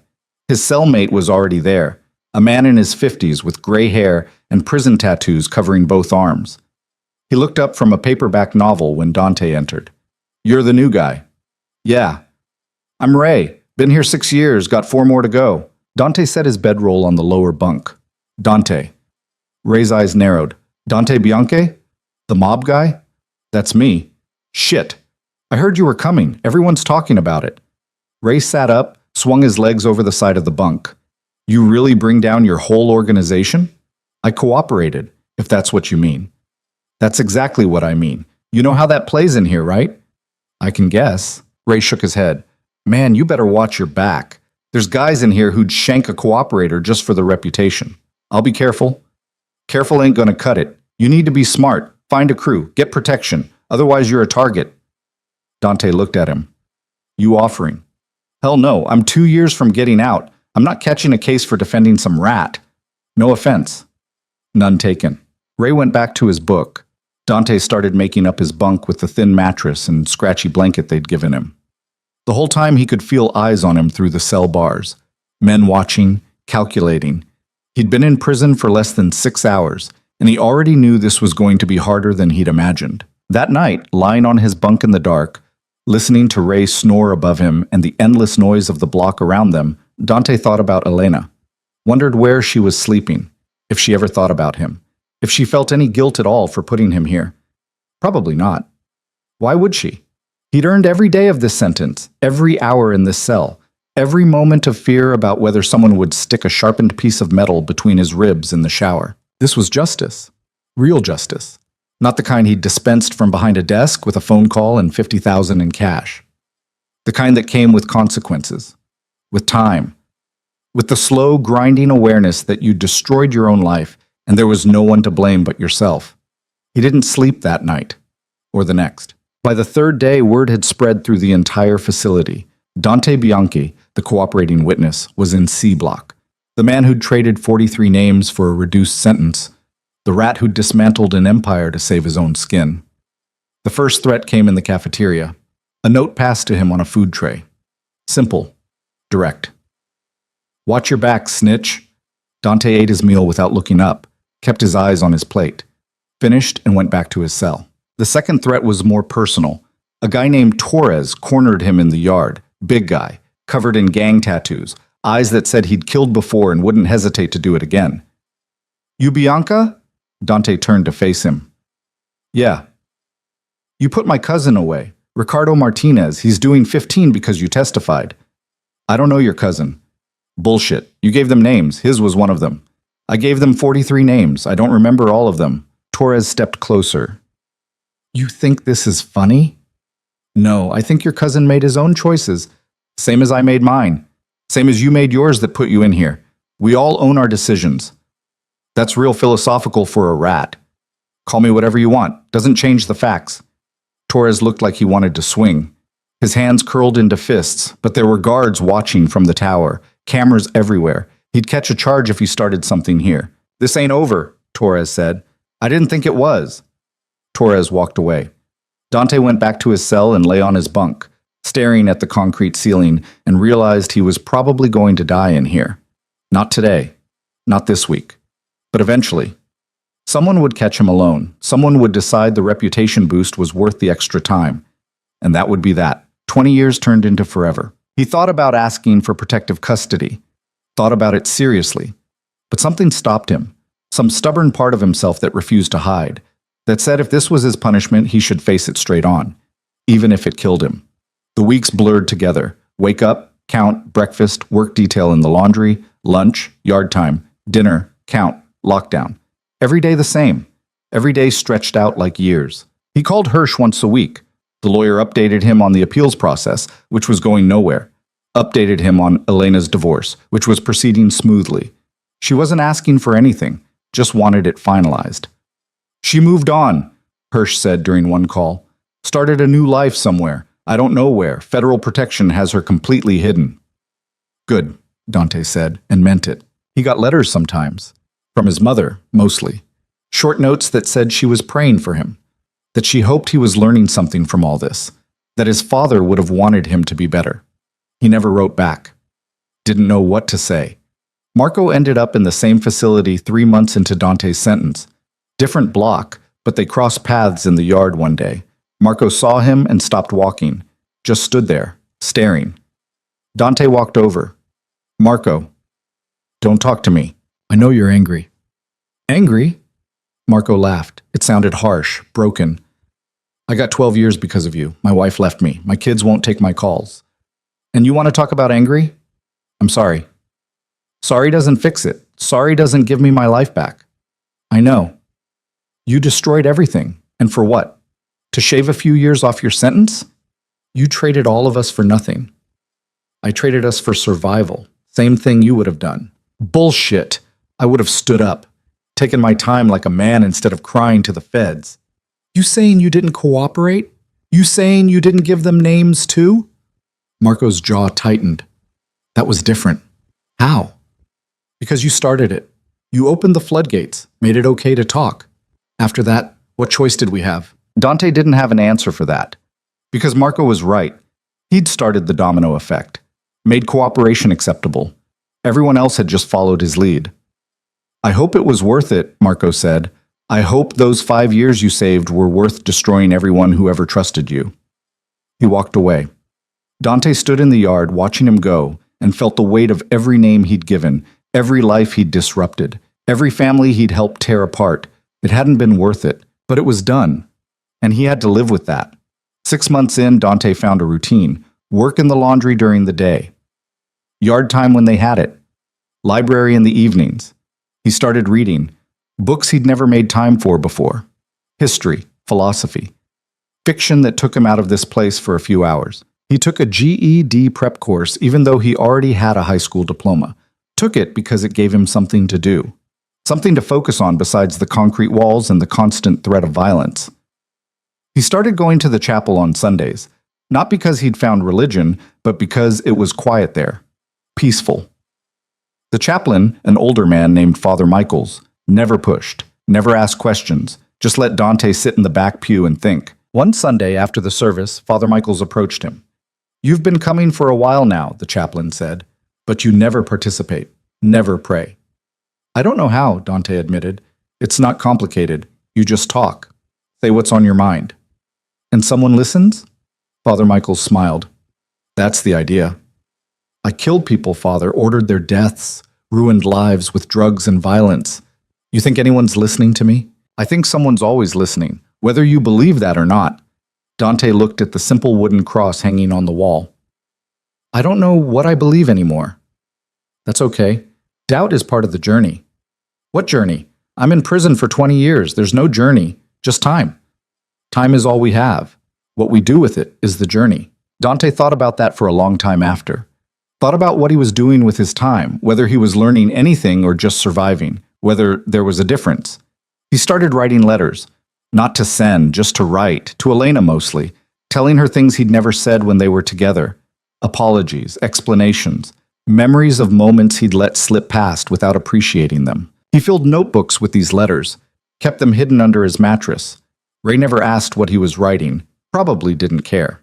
A year into his sentence, Dante got word that his mother had died. Heart attack, quick and painless according to the prison counselor who delivered the news. You can request compassionate release to attend the funeral, the counselor said. But given your cooperation status and security concerns, it's unlikely to be approved. Don't bother, Dante said. I wouldn't want to go anyway. You should consider it. Last chance to say goodbye. I said goodbye a long time ago. He didn't go to the funeral, spent that day in his cell, staring at the ceiling, thinking about his mother and his father and the family legacy he'd destroyed, thinking about how his parents had built something decent and he'd turned it into a criminal empire that collapsed under its own weight. The guilt was crushing sometimes, heavy enough that he understood why some men in here gave up, why they stopped eating, stopped trying, just let the weight of their crimes suffocate them slowly. But he didn't give up. Couldn't. Because giving up felt like the easy way out. And he'd taken enough easy ways. This was his punishment, his penance, and he was going to serve every day of it. Victor ended up in the same facility around the 18-month mark. They didn't talk, just acknowledged each other with nods when they passed in the corridors. Two men who'd built something together and then torn it apart trying to save themselves. Torres made good on his threat eventually, caught Dante in the shower block when the guards were rotating shifts, had a shank made from a sharpened toothbrush. Your cousin's still inside, Dante asked when he saw the weapon. This ain't about my cousin anymore. This is about respect. Respect for what? Being stupid enough to catch a murder charge for something that doesn't affect you. You talk a lot for a dead man. Torres lunged. Dante sidestepped. Not fast enough. The shank caught him in the side. Sharp pain, hot blood. Dante grabbed Torres's wrist, twisted. They went down together, sliding on wet tile, fighting for control of the weapon. The alarm started blaring. Guards rushed in, pulled them apart. Dante was bleeding. Not bad. Shallow cut. The prison doctor stitched him up with 12 sutures and sent him back to his cell. Torres got 6 months in solitary. Dante got a lecture about staying safe and a note in his file about the incident. Ray looked at the stitches when Dante came back to the cell. Told you to watch your back. I know. You gonna request protective custody now? No. Why not? You got a death wish? Maybe, or maybe I'm just tired of hiding. Ray shook his head. You're crazier than I thought. The scar from Torres's shank became a reminder. Something Dante touched sometimes when he was lying in his bunk at night. A physical mark of the consequences. Of the fact that his choices didn't just affect him. They rippled out, touched other people, created enemies in places he'd never expected. He thought about Elena's video, about her saying she wanted to make sure he could never hurt anyone again. She'd succeeded. He was locked in a cage, powerless, unable to harm anyone except himself. But she'd also freed him in a way, forced him to confront what he'd become, to sit with it, to face the truth without any distractions or escapes. 2 years in, he got a letter from an unexpected source. Sophia. The envelope was thin. No return address. He almost threw it away without reading it, but something made him open it. The letter was short. Dante, I know you probably don't want to hear from me. I wouldn't blame you, but I wanted you to know I'm sorry for how things ended. You were right about us, about what we were. I was using you for the lifestyle and the money and the feeling of being important. When that was gone, I ran. I'm not proud of that. I've spent the last 2 years thinking about it, about how I was part of the problem. I enabled you, helped you avoid facing what was happening at home, made it easier for you to ignore your wife. I heard she's doing well, that she started over somewhere. I'm glad for her. She deserved better than what we both gave her. I don't expect you to forgive me. I just wanted you to know I see it now. What we did. What I was. I hope you're finding some kind of peace in there. Sophia Dante read this letter 3 times. Then he put it in the box under his bunk with all the letters he'd written to Elena. Evidence of people trying to make amends for things that couldn't be undone. He thought about writing back, but what would he say? That he forgave her? He wasn't even sure he forgave himself yet. So he didn't write back, just filed the letter away with the others and went on with his routine. Work, meals, yard, library, chapel, every day the same. Every day a small step towards something he couldn't quite name yet. 3 years in, Dante got called to the warden's office. Unusual. Inmates didn't typically have face-to-face meetings with the warden unless something serious had happened. Warden Phillips was a no-nonsense woman in her 50s, former corrections officer who'd worked her way up. She gestured for Dante to sit. "You've been keeping clean," she said, looking at a file on her desk. "No incidents since the Torres situation. Good work reviews, participating in programs." "I try." "That's more than most do." She closed the file. "I got a request from the Victim Services Coordinator. Family of Daniel Cortez wants to participate in a restorative justice session. You know what that is?" Dante's stomach dropped. Cortez, the man he'd ordered killed back in 2021, the first name on his murder confession. "I know what it is. They want to meet with you, talk about what happened, how it affected them. It's completely voluntary. You can say no." "Why would they want to meet me?" "That's something you'd have to ask them. But in my experience, victims' families usually want answers, want to understand why. Restorative justice gives them that opportunity." Dante thought about Mrs. Cortez, about watching her husband die on their front lawn, about the years since then living with that trauma, that grief. "When?" he asked. 2 weeks. You have time to think about it." "I don't need time. I'll do it." Phillips looked surprised. "You're sure? These sessions can be intense, emotional." "I'm sure." "All right, I'll let the coordinator know." The 2 weeks passed slowly. Dante tried to prepare. Read materials about restorative justice, practiced what he might say, how he might explain the inexplicable.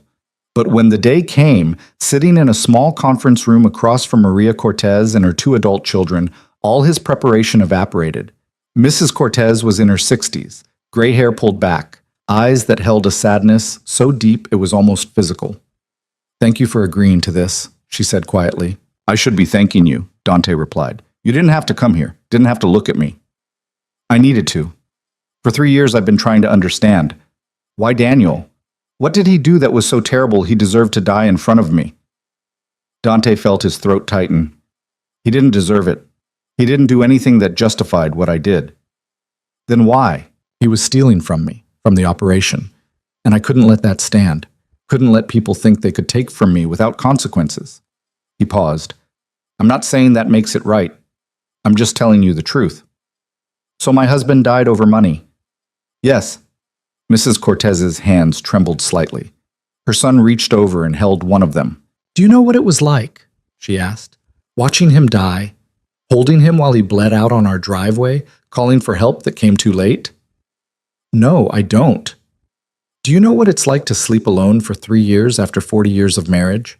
To wake up every morning and remember all over again that he's gone?" "No." "Do you have any idea what you took from us?" Dante looked at her children, at the grief written across all their faces. "I know I took everything," he said quietly. "I know I destroyed your family. I know no amount of time I serve will ever balance what I did. I know sorry is meaningless coming from me, but I am sorry, for whatever that's worth." Mrs. Cortez wiped her eyes.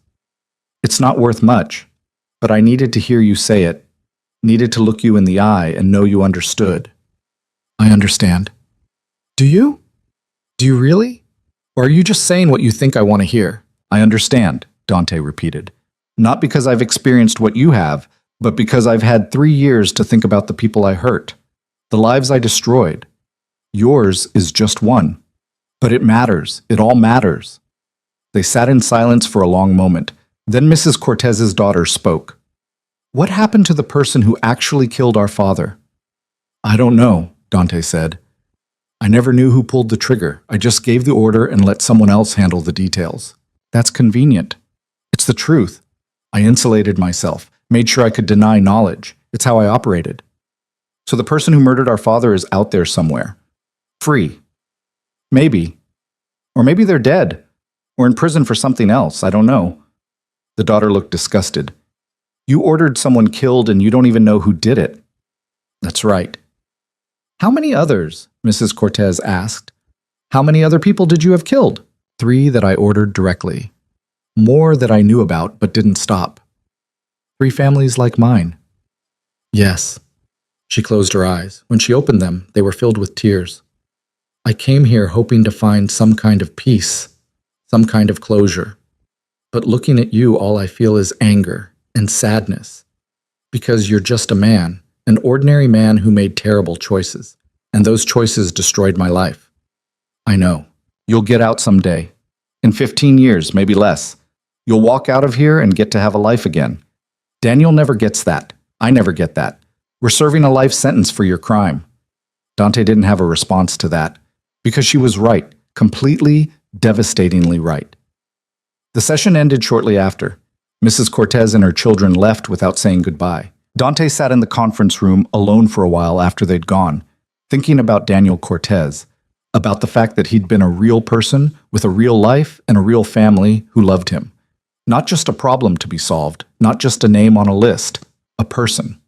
And Dante had erased him with a phone call and $50,000 and never thought about him again until the FBI came knocking. That night, lying in his cell, Dante cried for the first time since being sentenced. Actually cried. For Mrs. Cortez and her children. For Daniel.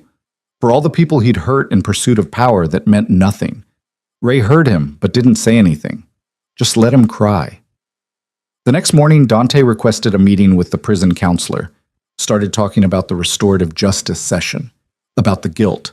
About not knowing how to carry all of it. The counselor listened, didn't offer platitudes or easy answers, just listened and then said, "Guilt means you have a conscience. What you do with that conscience is up to you." Dante thought about that, about what he could do with 15 more years in prison, whether there was some way to make any of this mean something. He started volunteering in the prison literacy program, teaching other inmates to read, helping them study for their GEDs. It wasn't much, didn't come close to balancing the scales, but it was something productive, something that helped instead of hurt. He kept writing letters to Elena, telling her about the restorative justice session, about Mrs. Cortez, about how he was trying to be better, even though better felt impossible. He never sent them, just filled notebook after notebook with words she'd never read. It was therapeutic, a way to process everything without having to explain it to anyone else. 4 years into his sentence, Dante got news that the divorce was finalized. Elena had signed the papers. He signed his copy. After 8 years of marriage and 4 years of separation, it was officially over. He felt nothing, just a distant acknowledgement that another chapter had closed. That night, he pulled out all the letters he'd written to Elena. Read through them. 4 years of confessions and apologies and attempts to explain the inexplicable. Then he burned them. Not out of anger, just because they didn't serve a purpose anymore. They were relics of a man trying to hold on to something that was already gone. Elena had moved on, built a new life. She didn't need his letters or his explanations or his guilt. She was free, and maybe that was the only thing that mattered. The ashes from Elena's letters sat in a small pile on the corner of his bunk. Dante stared at them for a long time before brushing them into the toilet and flushing them away. 4 years of words disappearing in seconds. Maybe that was fitting. Maybe that was the point. Ray climbed down from his bunk and looked at the empty notebook stacked on Dante's shelf. "You finally getting rid of those?" "Already did." "What were they anyway?" "Never asked. Letters I never sent. To someone who doesn't want to hear from me.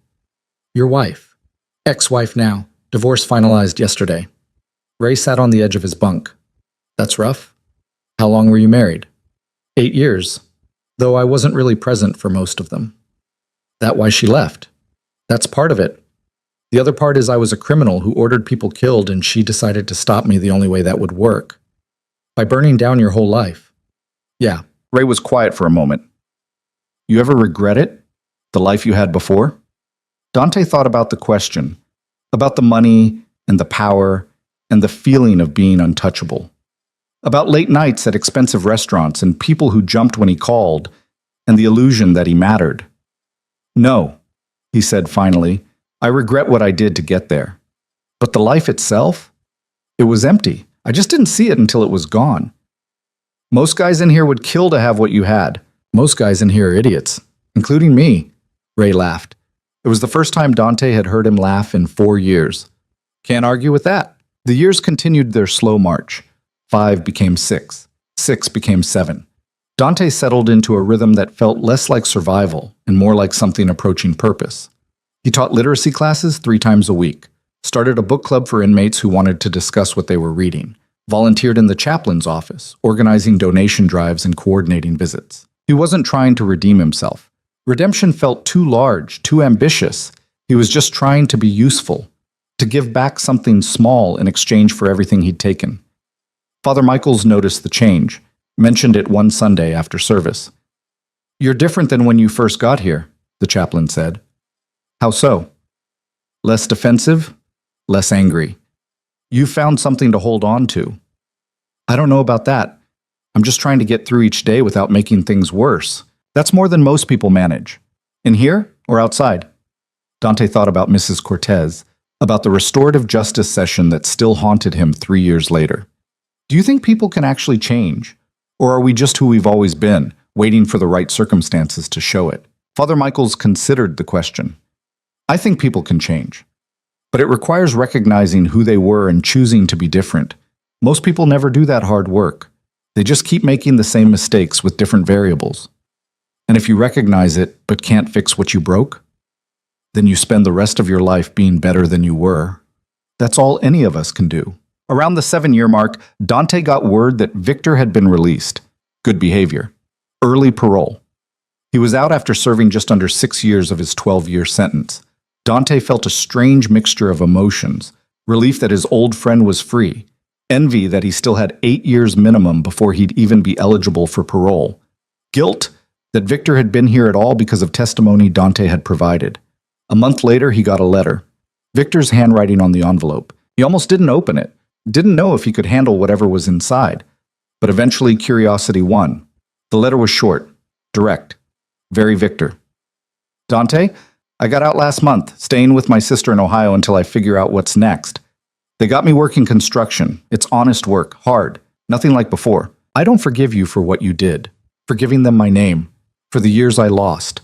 But I also know I made my own choices. I knew what we were doing was wrong, and I did it anyway. So I guess we both own this. Someone told me you're teaching classes in there, helping people. I don't know if that makes up for anything. Probably doesn't, but it's something. I hope you figure out who you want to be when you get out. Because the person you were before, that guy's gone. Prison killed him. What comes next is up to you. Take care of yourself." V. Dante read the letter twice. Then he folded it carefully and put it in the box where Elena's letters used to be.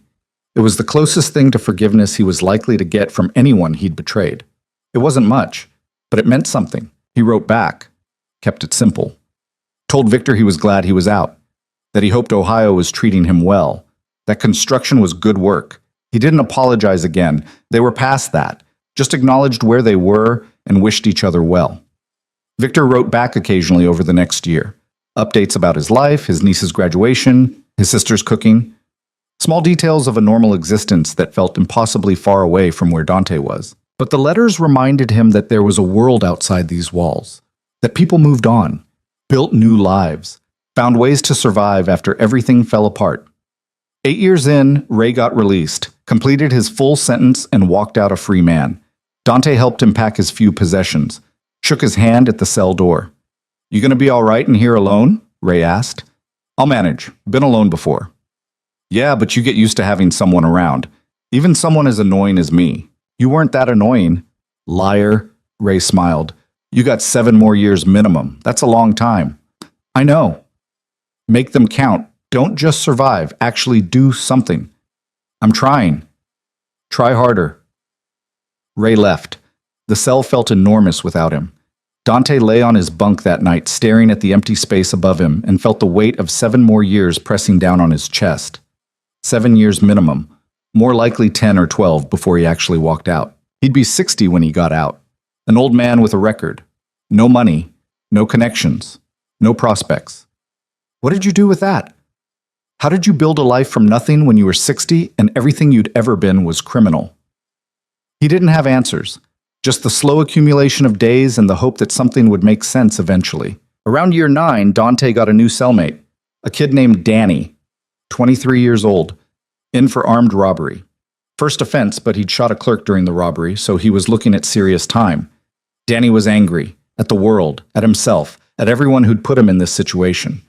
Dante recognized the anger, remembered feeling it himself in the early days, before the weight of consequences settled in and crushed the defiance out of him. "How long you in for?" Danny asked on his first night. 20 years. Down to about 6 now, with good behavior." "Jesus, what'd you do?" "Everything. Racketeering, drug trafficking, conspiracy to commit murder. Take your pick. You killed someone? I ordered it done.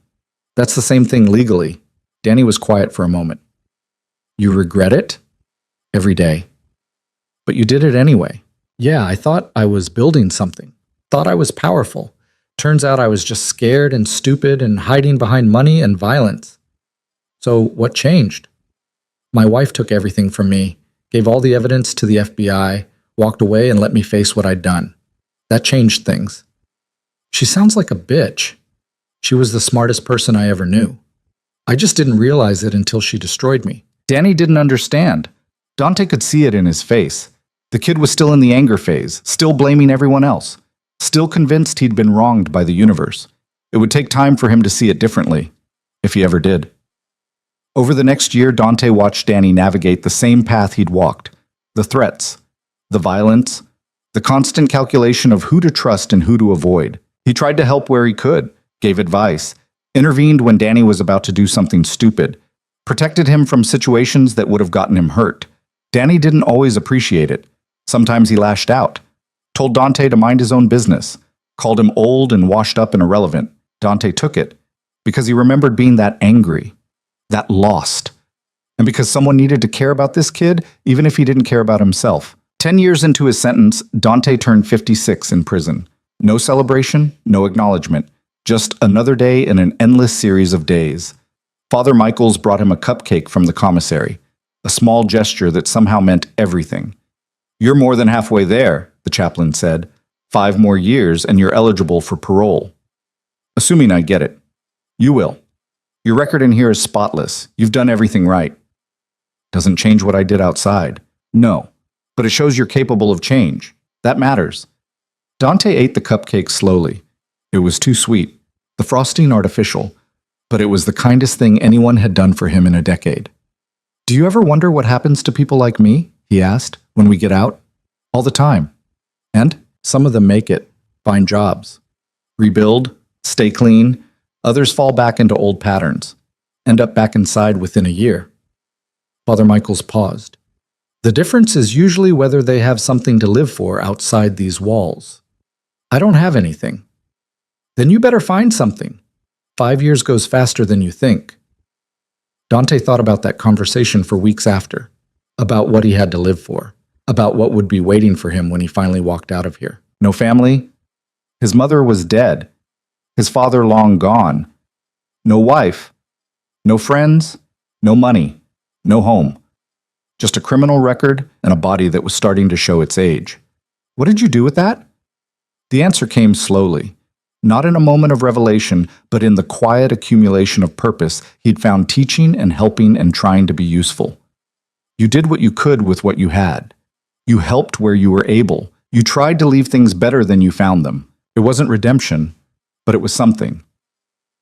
11 years in, Danny got into a fight in the yard. Bad one. Put another inmate in the infirmary with a fractured skull. Earned himself 3 years in solitary and additional charges that extended his sentence by 5 years. Dante visited him when he came out of solitary. Danny looked different, thinner, harder. The anger had calcified into something cold. You should have listened to me, Dante said. About what? About everything. About keeping your head down. About not letting pride run your life. Yeah, well, too late now. It's never too late. You're 26. You got your whole life ahead of you. I got 13 more years. That's what I got. Then make them count. Learn something. Be something other than angry. Danny looked at him with empty eyes. You sound like a preacher. I sound like someone who wasted 15 years building an empire that collapsed in a week. Who destroyed everyone who trusted him. Who traded everything for nothing. Dante leaned forward. You want to end up like me? 60 years old with nothing but regrets? Keep doing what you're doing. Maybe that's all there is. Maybe some of us are just meant to be here.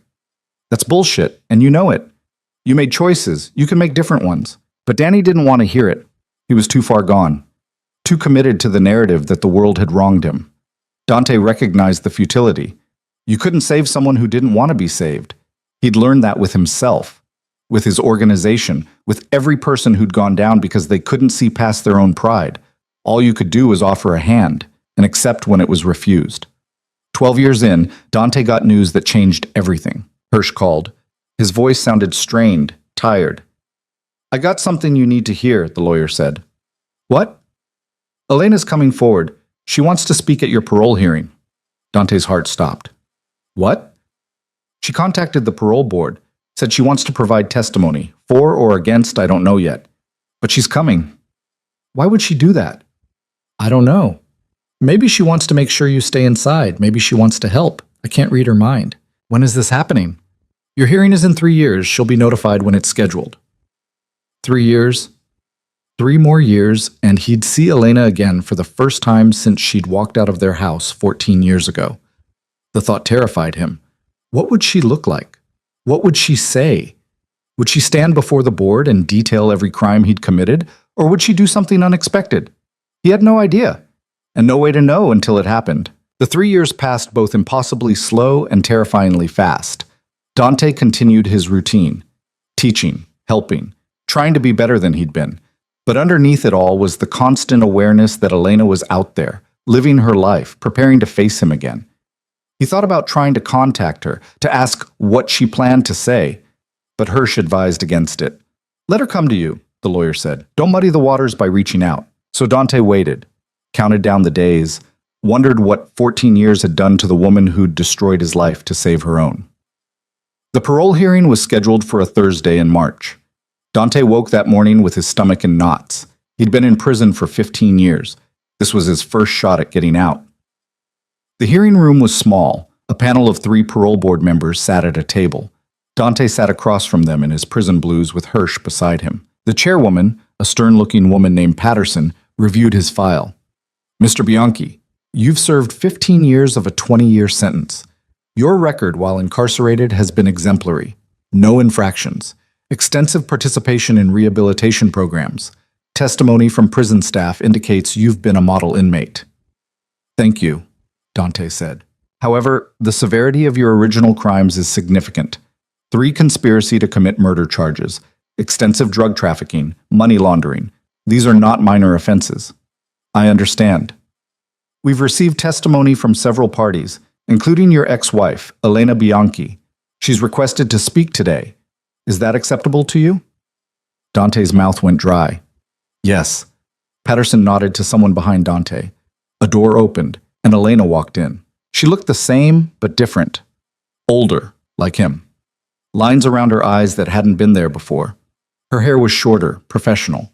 She wore a simple navy dress, no jewelry except small earrings. She didn't look at Dante as she took the seat reserved for witnesses. Patterson addressed her.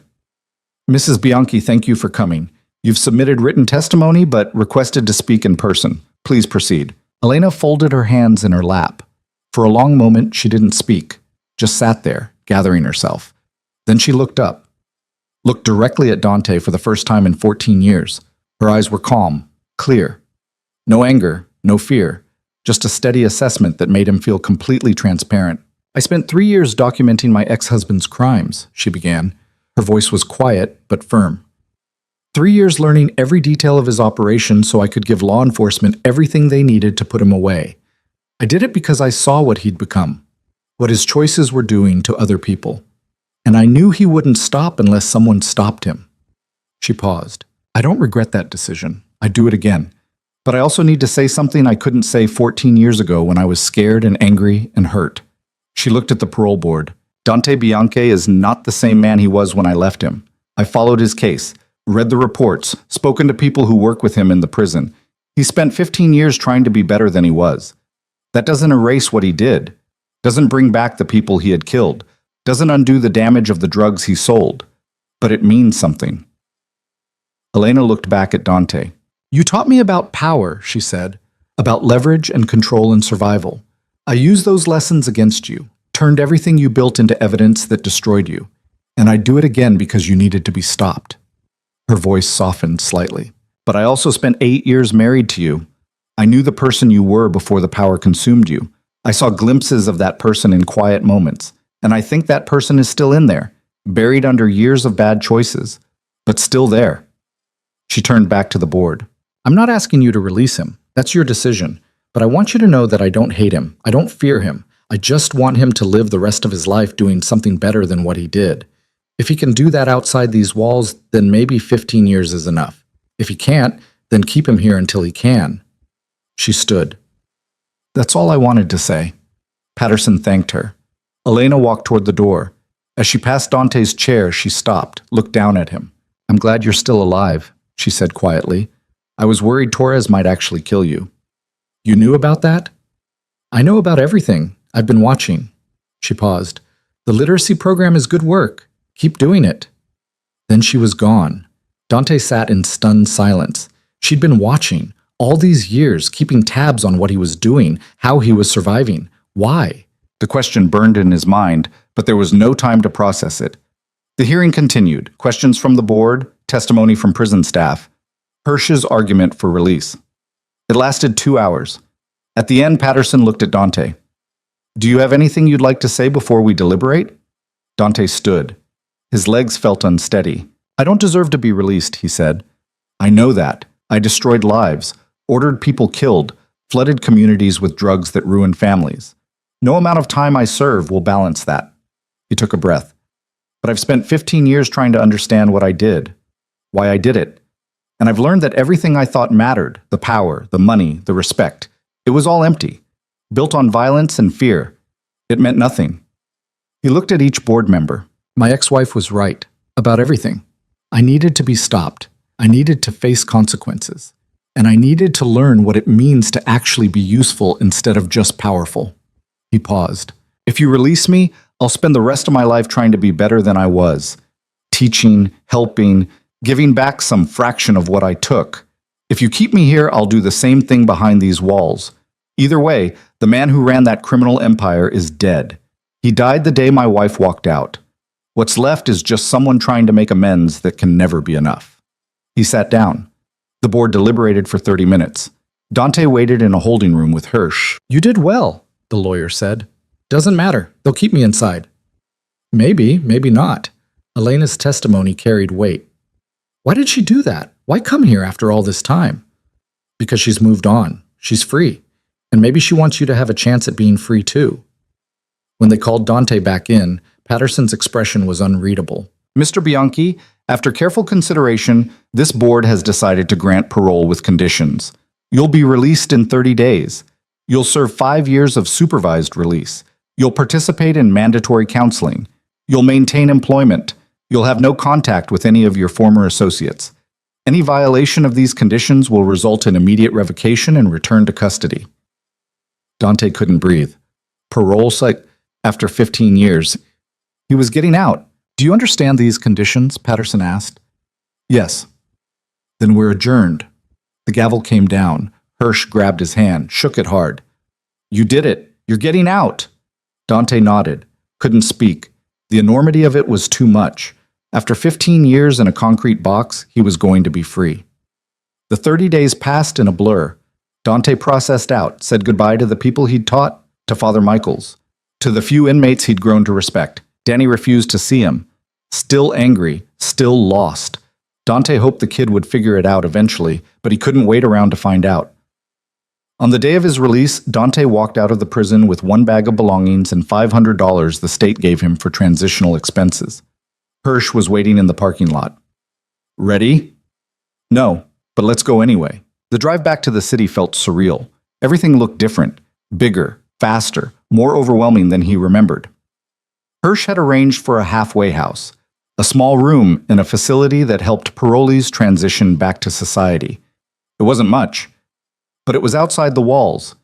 That first night of freedom, Dante lay in a bed that was softer than anything he'd slept on in 15 years and stared at the ceiling. He thought about Elena, about her testimony, about the fact that she'd been watching all these years. He pulled out his phone, a cheap prepaid Hirsch had given him, and typed out a message to the number his lawyer had provided. Thank you for what you said at the hearing. I don't deserve it, but I appreciate it. I hope you're happy wherever you are. You earned it. He hit send before he could second-guess himself. The response came an hour later. You're welcome. I meant what I said. Be better than you were. That's all anyone can do. A pause. Then another message.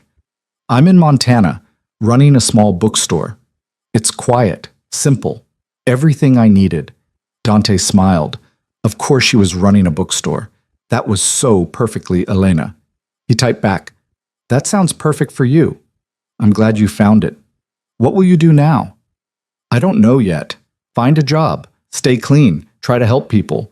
The literacy work was good. You should keep doing that. Maybe I will." Another pause. Then, "Take care of yourself, Dante. I mean that. You too." The conversation ended there. But it felt like something had closed. Some final chapter of their story reaching its conclusion. She'd destroyed him because he'd left her no choice. She'd watched him rebuild because part of her still cared. And now she was releasing him to figure out the rest on his own. It was more grace than he deserved. But he'd take it. The next morning, Dante started looking for work. It was harder than he'd expected. Nobody wanted to hire a 61-year-old ex-con with a murder conviction. He applied to 50 places in 2 weeks, got rejected from 49. The 50th was a community center in a rough part of town. They needed someone to teach adult literacy classes. The pay was barely above minimum wage. But it was something. The director, a woman named Carla, looked at his application and raised an eyebrow. "You're overqualified," she said. "You were running a multi-million-dollar operation. That was a long time ago, and it was illegal. Still, why do you want this job?" "Because I spent 15 years in prison learning to teach people to read, and I'm good at it. And maybe if I help enough people learn, it'll balance out some of the damage I did." Carla studied him. "You really believe that?" "No, but I have to try anyway." She hired him. Dante started teaching classes 3 nights a week. Adults who'd never learned to read, immigrants working to improve their English. People like him who'd made mistakes and were trying to build something better. He was good at it, patient, understanding. He didn't judge because he had no room to judge. Slowly, he built a routine. Work. Meetings with his parole officer. Counseling sessions. Quiet evenings reading in his small room. It wasn't the life he had imagined at 61, but it was honest, real, built on helping instead of taking. 6 months into his release, Dante got a letter. Elena's handwriting. Inside was a photo, her standing in front of a small storefront, Clearwater books painted on the window. She was smiling, really smiling, the way she used to before he'd made her invisible. On the back she'd written, "Thought you'd want to see what freedom looks like. It's worth it. Keep going." Dante put the photo on his small desk, a reminder of what was possible when you chose to be better than your worst moments.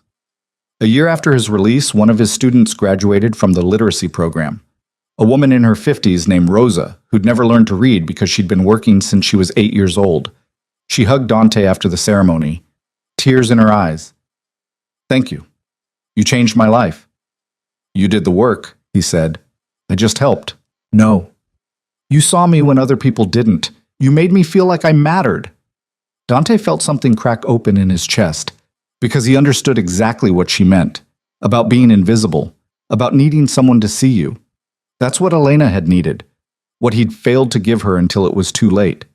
But maybe that's what he could give other people now, the gift of being seen, of mattering, of knowing someone cared enough to help. It wasn't redemption, but it was something. 5 years after his release, Dante's parole ended. He was fully free. No more check-ins, no more restrictions. He was 66. Gray hair. A body that ached in ways it didn't used to. But alive. Employed. Useful. He still taught at the community center, had expanded the program to 5 nights a week, had helped over 200 people learn to read. It was the best work he'd ever done. One evening after class, he was locking up when he saw a familiar car in the parking lot. He walked over. The window rolled down. Elena sat in the driver's seat. She looked older, but good, healthy, at peace. "Hi," she said. "Hi." Dante couldn't quite believe she was here. "What are you doing?" "I was in town visiting a friend. Thought I'd stop by, see how you're doing." "I'm good, teaching, staying out of trouble. I heard. Carla sends me updates sometimes." "You know Carla?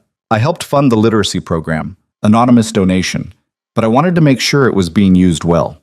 She smiled slightly. "You're doing good work, Dante." "I'm trying." They sat in silence for a moment. Then Elena said, "I forgave you a long time ago. I needed you to know that. I don't deserve. It's not about deserving, it's about letting go. I couldn't move forward while I was carrying all that anger, so I forgave you. Not for your sake, for mine. Dante felt tears prick his eyes. I'm sorry. For everything. For making you invisible.